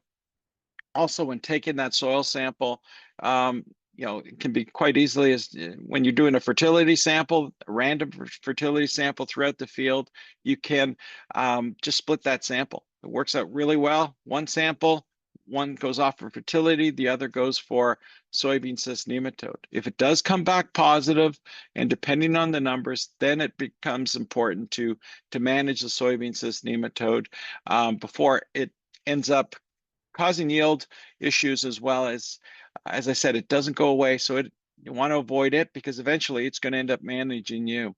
And so long-term SCN management strategies, as I said, grow those resistant varieties, rotate those resistant varieties, don't use the same one, rotate those sources of resistance, the 88788 and the Peking, those non-host crops. So many of those multi-crops, other crops that you have in your rotation that are non-hosts for soybean cyst nematode are perfect for reducing your risk for soybean cyst nematode in the Maritimes and that. So, those wheat, corn in there, the seed treatments, but again, monitoring as well. But critically important for right now is to get out there and test to see if you've got soybean cyst nematodes, scout those fields, dig them up when you have an opportunity to look at them and see if any of the cysts are present.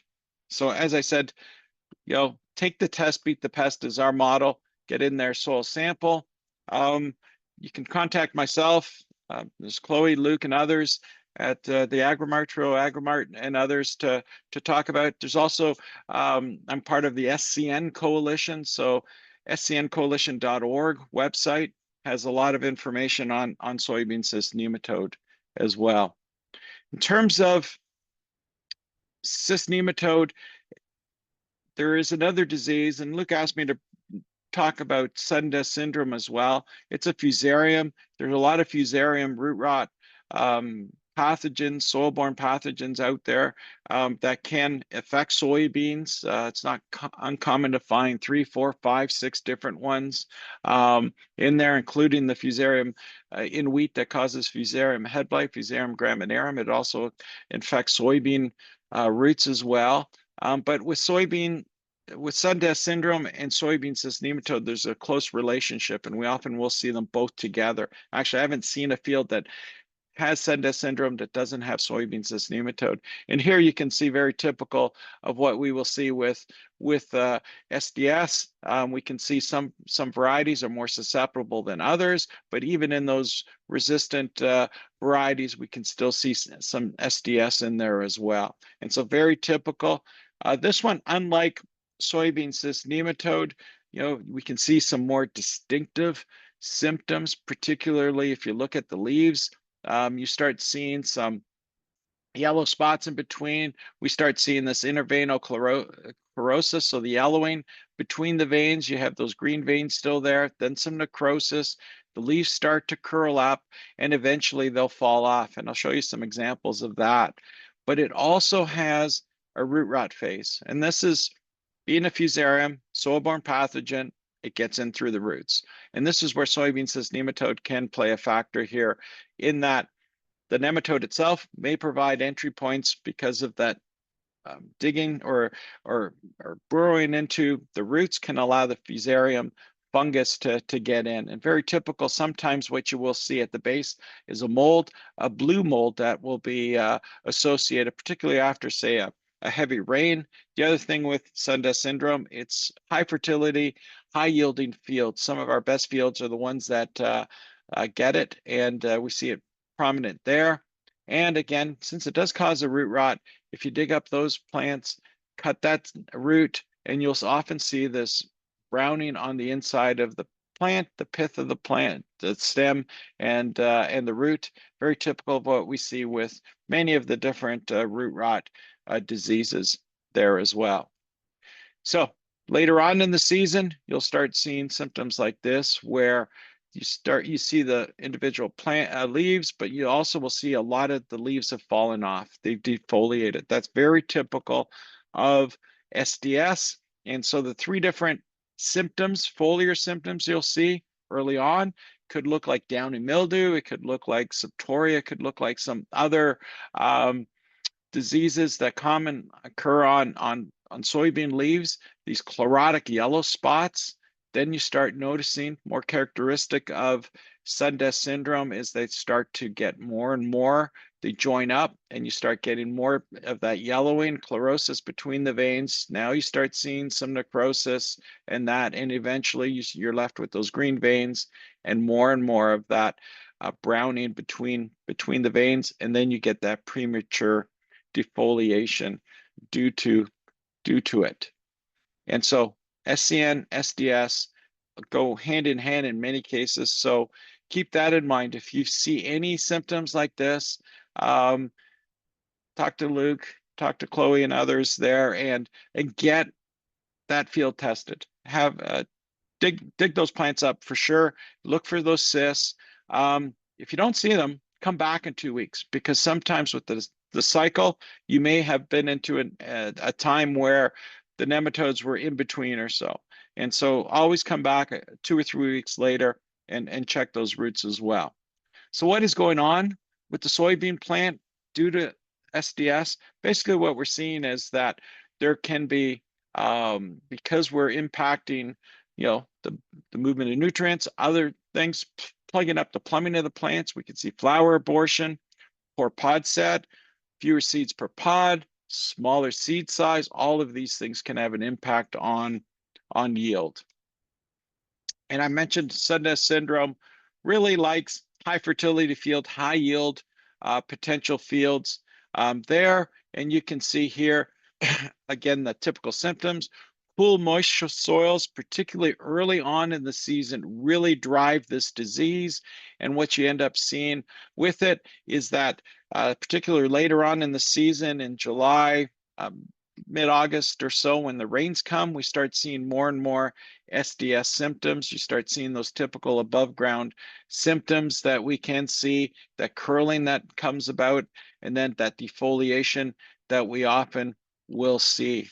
And so just like SDS and soybean cyst nematode, a lot of what's going on is the result of root infection, whether it's the cyst nematode in there or SDS that comes in and infects those roots. You often will see that discoloration of the roots, some browning, very typical of what we see with root rots. One thing, planting date, as growers, our growers are tending to plant earlier. You're trying to maximize yield. As you plant earlier on, likelihood of getting some high moisture, low soil temperatures early on, that can result in very favorable conditions for fusarium, the SDS fusarium, for infecting. So again, planting early is great for maximizing yield potential, but just be careful that under low soil temperatures, high moisture, that's when SDS really likes to infect those roots.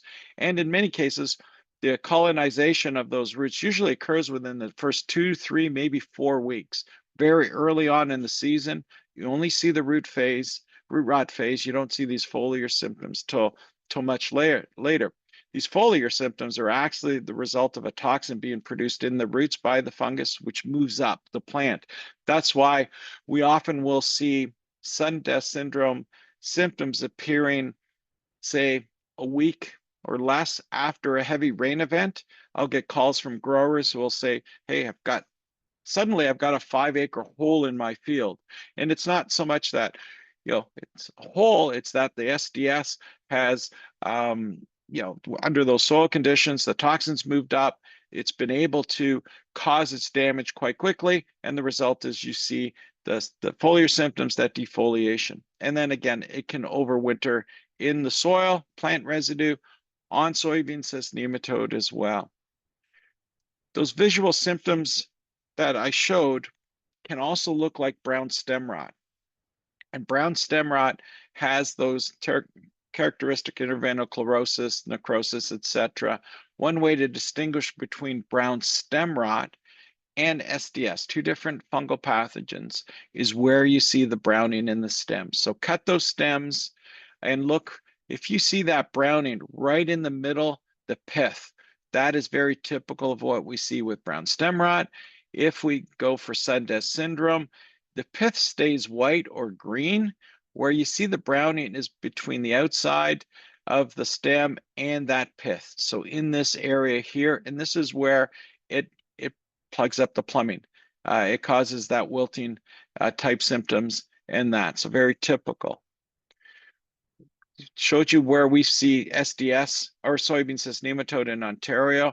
SDS is basically wherever we find soybean cyst nematode, SDS has come and found its way there. So again, if you've got either cyst nematode or SDS symptoms, you're probably going to end up seeing both of them. Resistance, as I mentioned with soybean cyst nematode, we have resistance. We have some, I won't call them resistant, tolerant varieties, just like what we have with soybean cyst nematode. So management for SDS, very similar to SDS. Both of these start with managing and utilizing resistant varieties. There are still many susceptible varieties out there, and so critically important. But as I said, for for you right now, the importance is to determine if you've got SDS and find out if soybean cyst nematode is associated with it. And in terms of crop rotation, one of the reasons we've seen quite a bit, as well as the Midwest, has been going to more of just a corn soybean rotation. That corn and soybean rotation really allows both the SDS and the soybean cyst nematode to thrive. Even a 1 year out, a 3-year rotation where it's a corn soybean wheat or another non-host crop, non-soybean crop in there can really make a difference in terms of SDS as well as soybean cyst nematode as well. And so when it comes to my recommendations for you out there in the Maritimes, and that is really soil sample. For soybean cyst nematode, manage the soybean cyst nematode side. Choose high yielding varieties for SDS. For soybean cyst nematode as well as SDS. They're high quality seed. Remembering there are no SCN or SDS resistant varieties. Tolerances there. Crop rotation away from corn and soybean can be effective for both soybean cyst nematode in particular.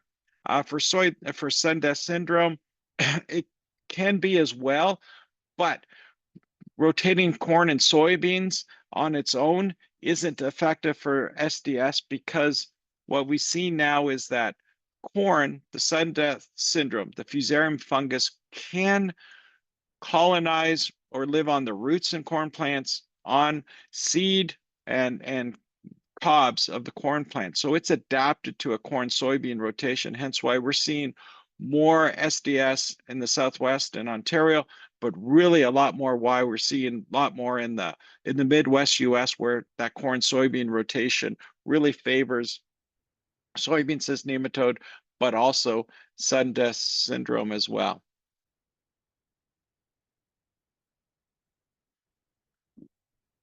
Sorry. Tillage, minimal effect when it comes to Sundance syndrome, because of its ability to move in there. With soybean cyst nematode, the same thing. The tillage actually will help move and spread the cyst nematode in the field. I mentioned the fact of plant early to maximize yield. That warm, dry soil is critically important in there. If you're really pushing the dates, and that's when we start seeing more SDS problems, and those foliar symptoms that develop later on the season, as I mentioned, those rain events that come into, say, late July, early August, really flush that toxin up. So improved drainage can help in that case, so to avoid those saturated soils, soil compaction as well on that side of things, and seed treatments can help us as well. Any questions? Or are you guys a quiet bunch? Anything, Chloe, or anything? I don't see any right now. Tar spot. So tar spot in corn. It is one that is, a lot of attention has been on tar spot for us. We've seen tar spot since 2020 in Ontario. It's been in the Midwest earlier than that. It's a disease that has gotten a lot of attention. It is one that is very easy to identify. As you can see here, the very typical tar spot type symptoms here. Right off the bat, when we talk about tar spot, we talked about soybean cyst nematode, Sundance syndrome, how soybeans are the primary host for it. And we can see that many diseases, such as those two, tar spot, are very limited in their host range, soybeans, corn. Unlike, say, something like white mold, sclerotinia, white mold in soybeans, for instance, and that it has 400 or 450 different hosts. When it comes to tar spot, you may see similar type symptoms, say on your trees, your maple trees or so, or on your ornamentals or so around the farm or around the house, and that similar type in terms of the fungus that shows, the cause is tar spot, but when you see tar spot in your maple trees, ornamental plants and all that, it's a different species. So when we talk about tar spot in corn, we're talking about a specific species that infects corn and corn alone. For us, for all intents and purposes, there's a few grass species in that, weed species elsewhere, but nothing that's of concern to us right now. But so first question I get for tar spot is, will it go from my maple trees to my corn plants and that? And it will not. So it's specific to it. As of right now, we've not seen tar spot in the Maritimes, but again, it's something to be aware of, just like with sudden death syndrome and soybean cyst nematode. They're two very important, economically important diseases, and something again to be prepared for and aware, because for all three of these, the earlier detection, the easier it is to manage, the reduced loss potential, the greater profitability for you as well. And so scouting for tar spot, it begins with scouting again. So checking out, those typical tar spot, what we call the stroma. They're like little cushions on the leaves, and that's where the ascospores of the spores are produced. And so here's the leaves. You can see very typical tar spot symptoms. It also will affect the husks of a corn plant. We have not seen, we've worked with our US colleagues, we have not seen any tar spot movement from the husk into corn seed. So it does not transmit through seed. And then you'll notice here another a different variation of what the tar spot symptoms on a corn plant look like. And what you'll notice here is you still have your tar spot stroma. We have a yellow tan circle around it, a border around that. We call that the fisheye symptoms. And this usually occurs much later. You can have both typical tar spot and these fisheye lesions on the plant, or on a plant itself, or on a leaf itself next to each other. This, a lot of times we start seeing occurring maybe on some more resistant or tolerant corn hybrids. And that for you, when you're scouting and looking for tar spot, there's a number of different lookalikes to consider.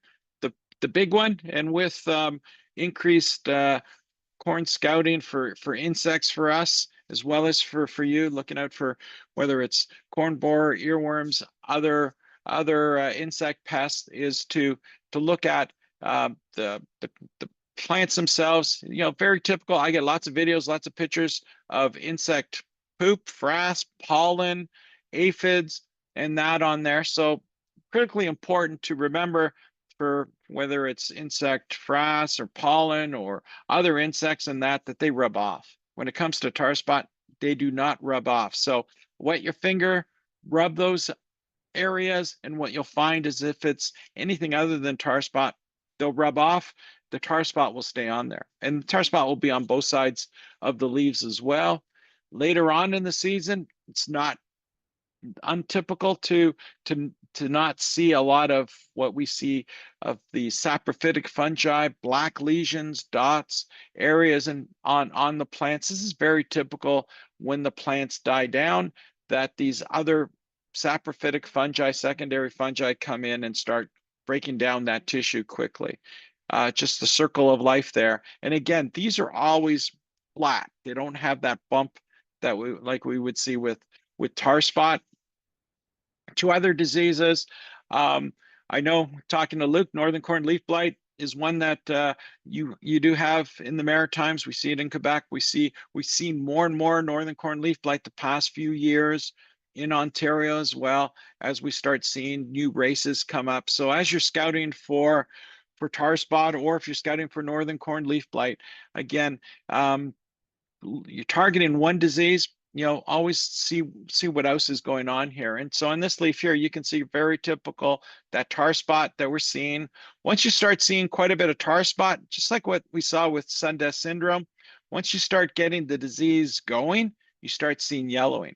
And this is when the yield hit starts occurring on on soybeans. This is when we start seeing 25% of that leaf area having some tar spot. That's when we start seeing that yellowing, and that's when the disease starts to really wrap up. And that's when we start seeing some significant yield losses there.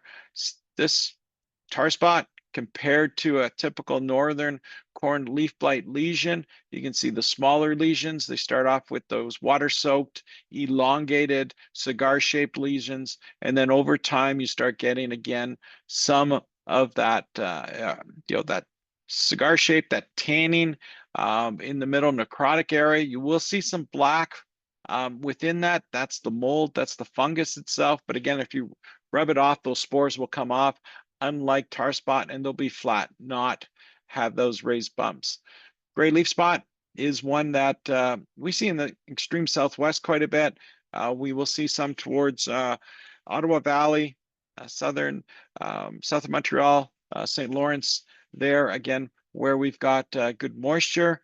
Not sure about how much gray leaf spot you see out in the Maritimes, but gray leaf spot is very easy disease to identify here as well. You can see the tar spot here, but you can see these rectangular lesions between the veins, and that is very typical of what we see with gray leaf spot. So rectangular, long between the veins, gray leaf spot, these elongated cigar-shaped lesions, very typical of what we see with gray leaf spot. The other one that you see out your way, we've seen quite a bit in Quebec, Eastern Ontario, and Southern Ontario this year, is common rust in corn. Again, this resembles tar spot in that it produces that pustule, right? That bump, that volcano that we will see on the leaf.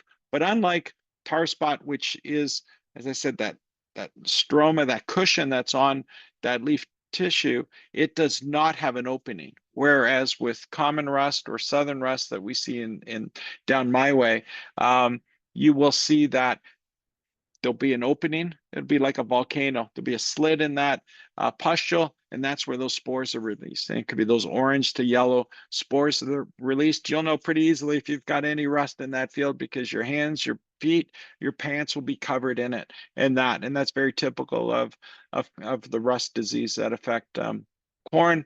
So again, can resemble and be confused with tar spot. This Physoderma brown spot, this is one, again, it looks like eye spot in corn as well. You get these small little yellow spots. They can get brown. You get this browning with the main vein there, very typical of what we see with brown spot. But again, there's no pustules. There's nothing like that in there, not unlike what we see with tar spot. And then this one, we got a lot of samples from Eastern Ontario this year. This is common rust as well, but in this stage, this is the late stage. This is what we call the teleospore stage here, where you'll see these black areas. Again, these are just mature rust lesions. But again, if you look at those black areas, they're spores that are on the leaf. And again, that opening that you'll see on the leaf. So it can look like tar spot, but it's not. And this will happen right at the end of the season, pretty late into the season as well. I mentioned for tar spot, we had tar spot that started with tar spot when we started seeing it in 2020. It's been around in the U.S. since the early here we go. So 2015, it started off Illinois, Indiana, into Michigan, Wisconsin, then started to move across. 2020 is when we found it in Ontario, and now it's continued to spread through Ontario and now into Quebec this past year as well. And so again, from a tar spot movement side, we're seeing it move east through the Midwest.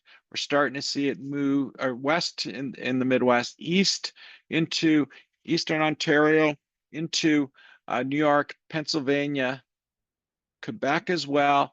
So for my area, a lot of our risk comes from now because it's established in our fields, but also what goes on in the southern US, in the Midwest, for those spores being able to move into the province. And that's what happened in 2021. Our our epidemic in 2021 was a result of early tar spot in the Midwest and moved those spores into Ontario.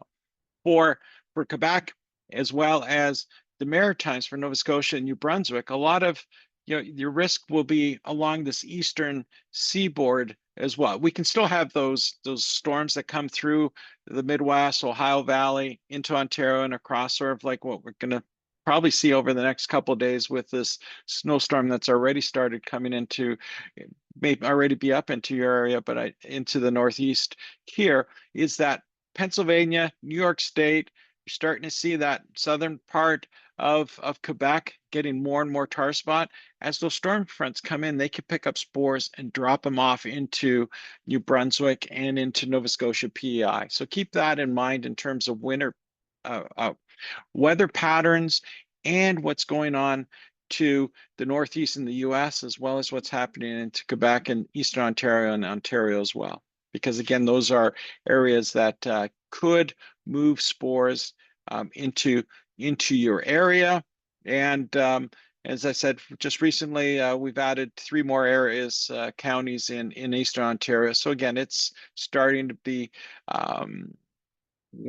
across our province. You can see, again, it matches quite nicely with what we're seeing with in the US as well. This cropprotectionnetwork.org is a group that I work a lot with, and we do corn, soybeans, wheat. We do diseases, insects in there as well, and other things. But we have this, if you go to the website there are maps. There's maps for northern corn leaf blight, tar spot. We'll have soybean cyst nematode, frog eye leaf spot, a whole bunch of other maps in there. And we do this in real time. So as we start finding counties that are the disease, I'll start putting them onto the map. So, and my colleagues elsewhere do the same thing. So this is a good resource to look at and keep in mind. We know that it overwinters well in the Southwest. It's going to overwinter in Quebec as well as Eastern Ontario. And more than likely, if it comes or when it comes into the Maritimes, it more than likely will also overwinter there. And it overwinters on the corn residue that's there. And it's this corn residue that really harbors it during the winter period. And it's in that debris.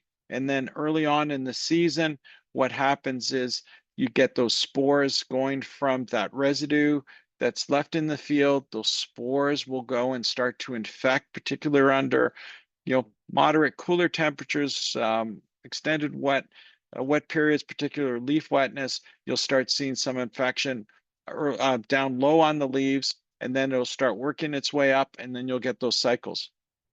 And it can be every 2 to 3 weeks where we can go through an infection cycle, and then it can repeat. And that's why this disease is very important, and one that we see a lot of quick visual changes in the plants and impact on yield, is because of that ability to cycle quite quickly under favorable conditions, and it can shut those plants down easy. When scouting with tar spot, really one of the nice things about it is that those spores move around in the air. Often we'll see them along the field edges, because those spores, as they land coming in, say from another field or so, is that they'll land on any of the leaf area that's exposed. So along the edges, all of the, from the top to the bottom, may have tar spots. So pretty easy to identify, because where it lands, if it's favorable conditions, they'll infect within the field. So if you're walking the field, a little harder in that case early on in the season. Got to look down low, look at the second, third, fourth leaf down there, and again, really hard to find the beginning of tar spot there. This is what we normally will start seeing, and particularly on the bend of those leaves, because that's where the moisture stays the longest. That's where we often will start seeing tar spot on that curve, as well as at where the leaf and stalk interface is. And it really likes those cooler temperatures or moderate temperatures, but what really drives it is leaf wetness and high humidity. So 7 hours leaf wetness, high relative humidity really drives this disease. And we see that and I apologize, I don't have the weather information, environment information for the Maritimes here, but this will show you what just differences per year will be. This is 2021 for Ontario and Quebec. Quebec at this point, we didn't see it. So this is where I am down here. We had very little tar spot overwintering in the fall of 2020 and going into the season of 2021, but we had quite a bit of tar spot because of those spores that moved in from the US. We had very favorable conditions. We had much wetter conditions, high leaf wetness, and that really drove the disease because those spores coming in from the US. On average, we were seeing 20 to 40 bushel yield loss in these areas. In 2022, much different season, much drier throughout it. In our yield losses there were probably 10 to 20 bushels. So environment years play a difference. The past 2 years, 2023 and 2024, have been much more favorable. This past year, very much more favorable for Eastern Ontario and into Quebec. And we saw that favorable environment with the increased spore production in Ontario moving that way, as well as New York State, Pennsylvania. Not surprising that we saw some tar spot there.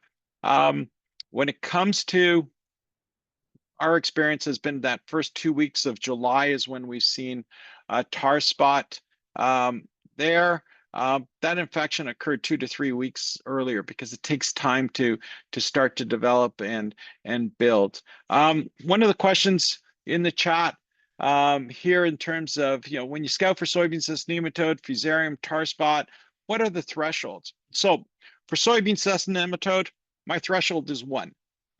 Because if you got 1, you're going to have more, and so again, with soybean cyst nematode, since we don't have any resistant varieties, you're going to see that potential to increase. So once you get a positive test, you've got to manage it effectively and keep those numbers as suppressed as possible. And what we try to do is keep them down to below 500 to 1,000 eggs per 100 grams of soil. And that minimizes our yield losses, maybe 5% to 10%. Once we start getting into, 2, 3, 4, 5,000, then we're starting to see anywhere from 10 to 25%. Once you start seeing those visual symptoms on the plants, you're probably losing 25% yield. And once we get to 5,000, 10,000 or more, then we're looking at anywhere from 25 to 50%. So with soybean cyst nematode, very little. With SDS, we don't really have a threshold. We do have some indexes that we use for our varieties and that. But again, with SDS, it's a little bit more manageable in that, with the resistant, for the tolerant varieties, the seed treatments, the rotations, and that, as well as maybe planting a little later to avoid those cool wet conditions, we can reduce our risk for SDS. When it comes to tar spot, this is a good question, and we're still working on where we are in terms of thresholds. So I've experienced 21, 22, 23, and 24 for tar spot. My location down here, just around the corner from my house, my neighbors love me, and all that stuff, our trials here, but no, we have a lot of my trials around this area, and our growers always come through the trials, take a look and see where we're at. This one here, this 0.1%, if you look here, you basically got 1 tar spot stroma on that leaf. And so in our 4 years, and I'll talk about timing, our tassel to silking timing, the one that we have to utilize because our gibberella, ear rot, and dawn risk, it is very unusual if I have more than maybe 1, maybe 2 stroma on that ear leaf.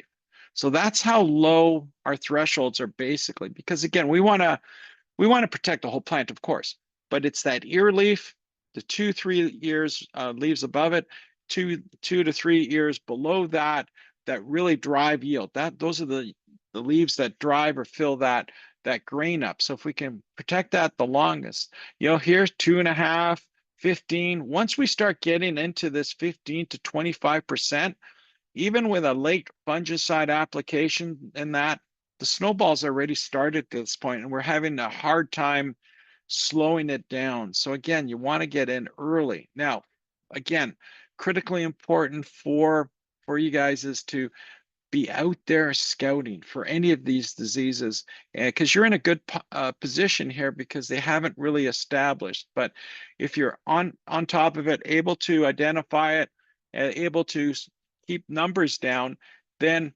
easier to manage in the long run, unlike what we've had to deal with for some of these, particularly soybean cyst nematode. Here also, in terms of the varieties and the hybrids or that we see susceptible, you see those typical tar spot lesions here. A moderately resistant or tolerant hybrid, you see that yellowing, that fisheye type lesion on these. And also, if you notice, there's less stroma, less tar spot.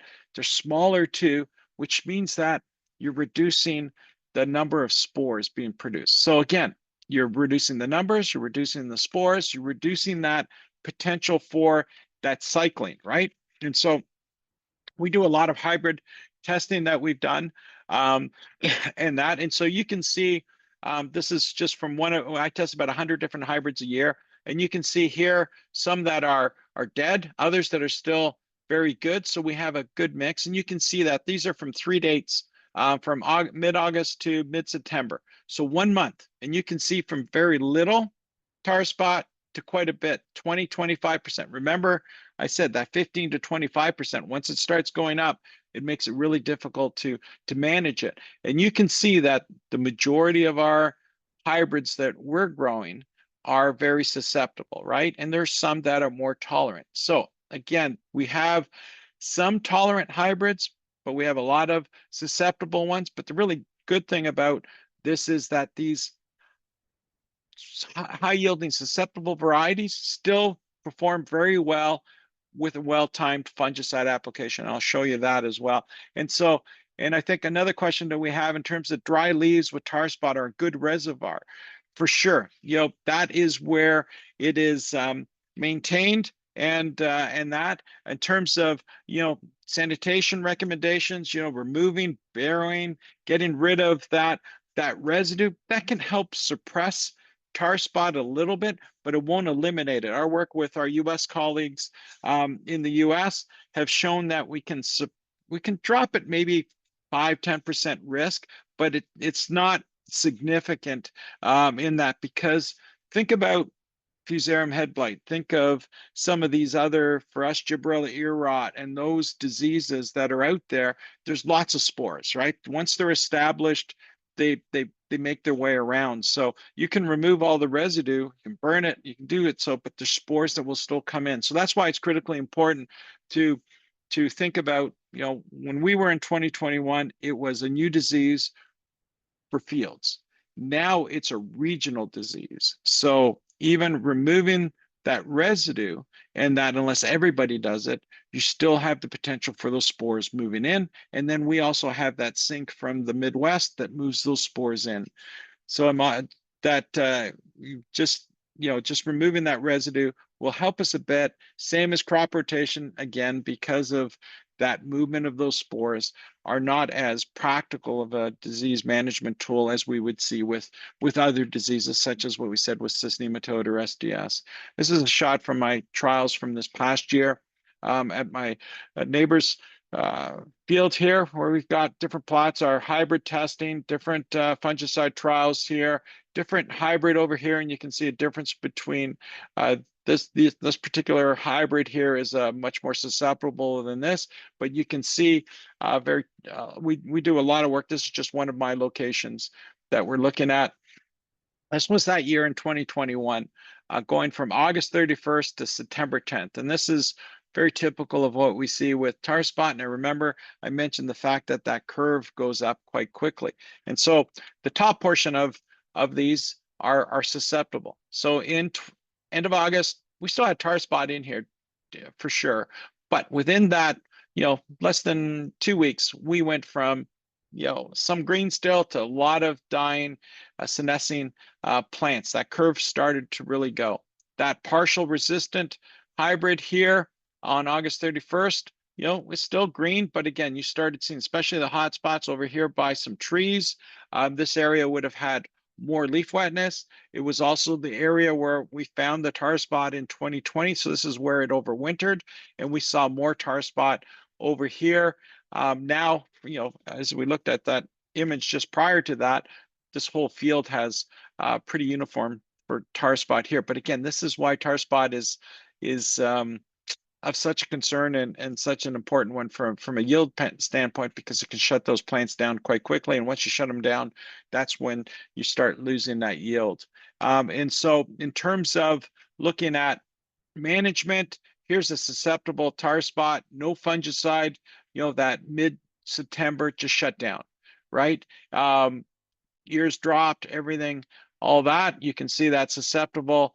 A hybrid with, you know, a fungicide, a good effective fungicide. You can see we still have green, but again, you're going to see some yield losses in here and an impact. Tolerant hybrid, very, you know, maybe somewhat not quite the same as that herbicide one, but again, you're starting with better. You still have some green in here, starting to shut down though.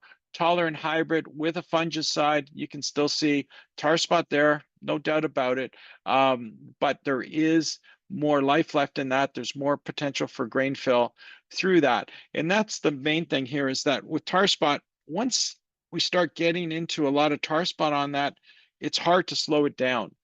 We won't, you know, once you have tar spot in there, we're going to have tar spot at the end of the year either way. But our goal is to try to target it as early possible to slow it down. Here is just, you know, grabbed a few ears, that no fungicide, susceptible hybrid, that tolerant hybrid with that effective fungicide. And what we can see is that we have more kernel depth, dry weight, kernel, 100 kernel weight. All of those things were greater with our fungicide versus our non-fungicide, and with that more tolerant hybrid. And we saw that in some of the yields. So, and this is, again, this is an extreme one, but we see this quite often where we'll see 50, 60, 80 bushel yield advantage with some of our new fungicides that we're looking at. So tar spot is something to be aware of, not one to, you know, to fear, but it's one that we can manage, but we have to be aware of it in that. And so for my growers down here, when I go through and in the Southwest, on average, this past couple of years, we've seen a 20 to 40 bushel response to fungicides. So it's becoming quite important and necessary now, particularly even with a tolerant hybrid, to apply a fungicide in Southwestern Ontario. And again, the key here is that it's the environment that really drives the disease. So for the Maritimes, for instance, you've got corn. We know that the hybrids are susceptible. The environmental conditions, you know, cooler temperatures, you know, you've got a lot of water, humidity, etc. Those can all play good factors. The one thing is that the pathogen's not there. And so that's critically important. So for this year, again, over the next few years, be aware of tar spot, scout, and that try to, you know, once the three come into play, then we start talking about that disease triangle and that. And so to consider, you know, some things to consider, and I'll mention this later, but I talked about tar spot a lot, but remember, you have other diseases. Northern corn leaf blight is one. So keep that in mind. You know, again, a tolerant northern corn leaf blight versus a susceptible hybrid are very effective. So don't forget about other diseases. For us, it's that gibberella ear rot, and the dawn it produces is critically important because of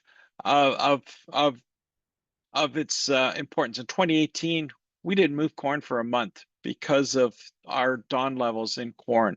So in that particular case, we couldn't market it. And so dawn impacts our potential to move corn. Tar spot will impact yield, but when we get hit with dawn, it really has a big impact in terms of being able to even sell the grain. So again, it goes into that silking timing frame, that R1 timing for us is critically important. So we can't forget about that, and hence why it's been critically important for us. This past year was a good year for us in that we had very little dawn that would have been above that 2 parts per million for us. Again, it was a hotter, it was moisture conditions were good, but the temperatures were too high. So again, that disease triangle, not favorable for gibberella ear rot. And I mentioned that tassel R1 timing is optimum for tar spot. It's optimum for northern corn leaf blight. It's optimum for gibberella and dawn. So our management practices that we have right now for corn, that silking tassel application for the main diseases works quite well for tar spot. We have fungicides, Veltima DLX, Delero Complete, Miravis Neo are 3 that are registered for tar spot. They also are registered for northern corn leaf blight, gray leaf spot, common rust. So the products that we have that can work for tar spot also work for our other diseases, and so that's critically important, and that the timing is still there. We're seeing some, with late pressure, we've been playing around and looking at, and some growers have been looking at later apps, and we still haven't really seen that response. Maybe 2 this year. We got some up to 8 or 10 bushels with a second app, but again, with lower corn, it becomes lower corn prices. It becomes more difficult to get that return on investment. So for you guys to consider and gals to consider is the presence and the history of the disease. That's for us, that's critically important for us right now. For you, it's really important to find out if you've got it, target, if you do, target, and going into the seasons, target those high risk fields, corn on corn, heavy residues, susceptible hybrids, and pay attention to the weather is important. But for this upcoming year, really important to think about that scouting side of things. And I think I'm going a little longer than I was supposed to, Chloe, so I'll try to finish off as quickly as possible here. But this is just from my cooperator, my friend Mike here, neighbor. And again, every field's a little different, right? Between his untreated, treated acres, these are 7. You can see the responses depending on hybrids from 14 to 73 bushels. And we see that quite regularly, and we see that with all our fungicides, that we'll see a response. And again, in another 20 fields, same thing here, where he saw anywhere from 17 up to, I believe it was 47, 48 bushels here again. So looking at different hybrids, and that again, treated, untreated, we definitely see a response there as well. And so for us, we know tar spots in Ontario. It's here. It depends on us for what the weather conditions are, but also what's going to be coming in from the US. For you, and as mentioned, another question here in terms, some places in the States have no incidence tar spot despite its spread in Quebec. So if you think about the movement of those, particularly, so New York State, Pennsylvania, I think with Delaware now has it there as well. You're seeing those patterns for dispersal would be coming from the north and up. And so what you'll start seeing, and also where corn is. And so it's not so much that,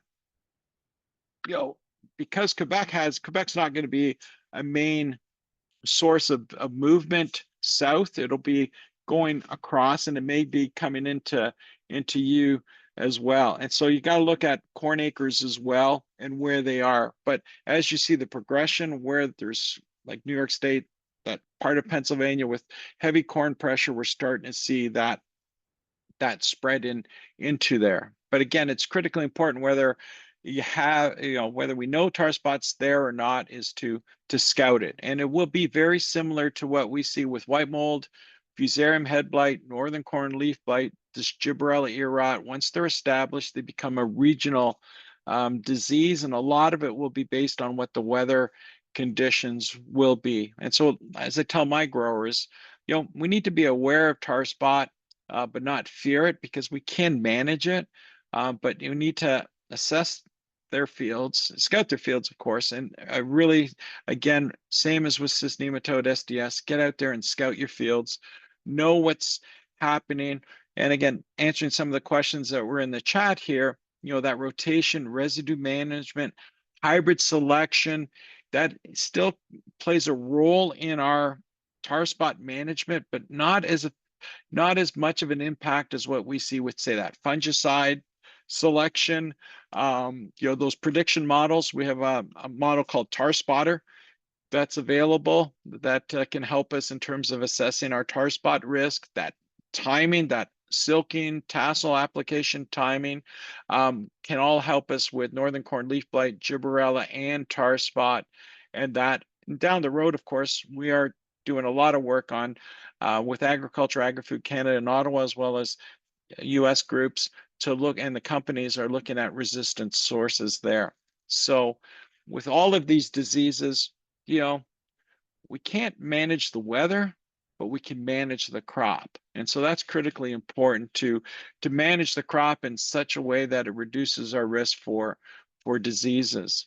As I mentioned, Crop Protection Network, or cropprotectionnetwork.org, if you go to this website, has a lot of great information. The Soybean Cyst Nematode Coalition website for cyst nematode and SDS, and that as well. And if there's any other questions or so, Chloe. Hi, Albert. I'm sorry I went a bit longer. No problem. It's Mel here. Chloe sends her apologies. She just had to Oh, sorry, Mel, sorry. head to the office. No, that's all good. No, well, thank you very much. That was a lot of valuable information and awareness that we could definitely use going this season and when we're scouting to keep in mind. So no, greatly appreciated. And if anybody does have any questions, feel free to ask them here now. You also, there's my email, Twitter as well, if you'd like. Perfect. And if there is any questions after the meeting, we'll make sure to get those to you, Albert. Perfect. I guess the most important thing is get out there, scout, work with you guys, and see what's going on. All right. Definitely. Better be aware. Yes. All right. No, perfect. Thank you very much. Take care. Thank you. You too. Thanks. And with that, that concludes our afternoon sessions for today. We will have some evening sessions. The Wild Blueberries will be going on starting at 6 tonight. So feel free to join in. And other than that, thank you very much for joining and your support, and looking forward to seeing you all this season. So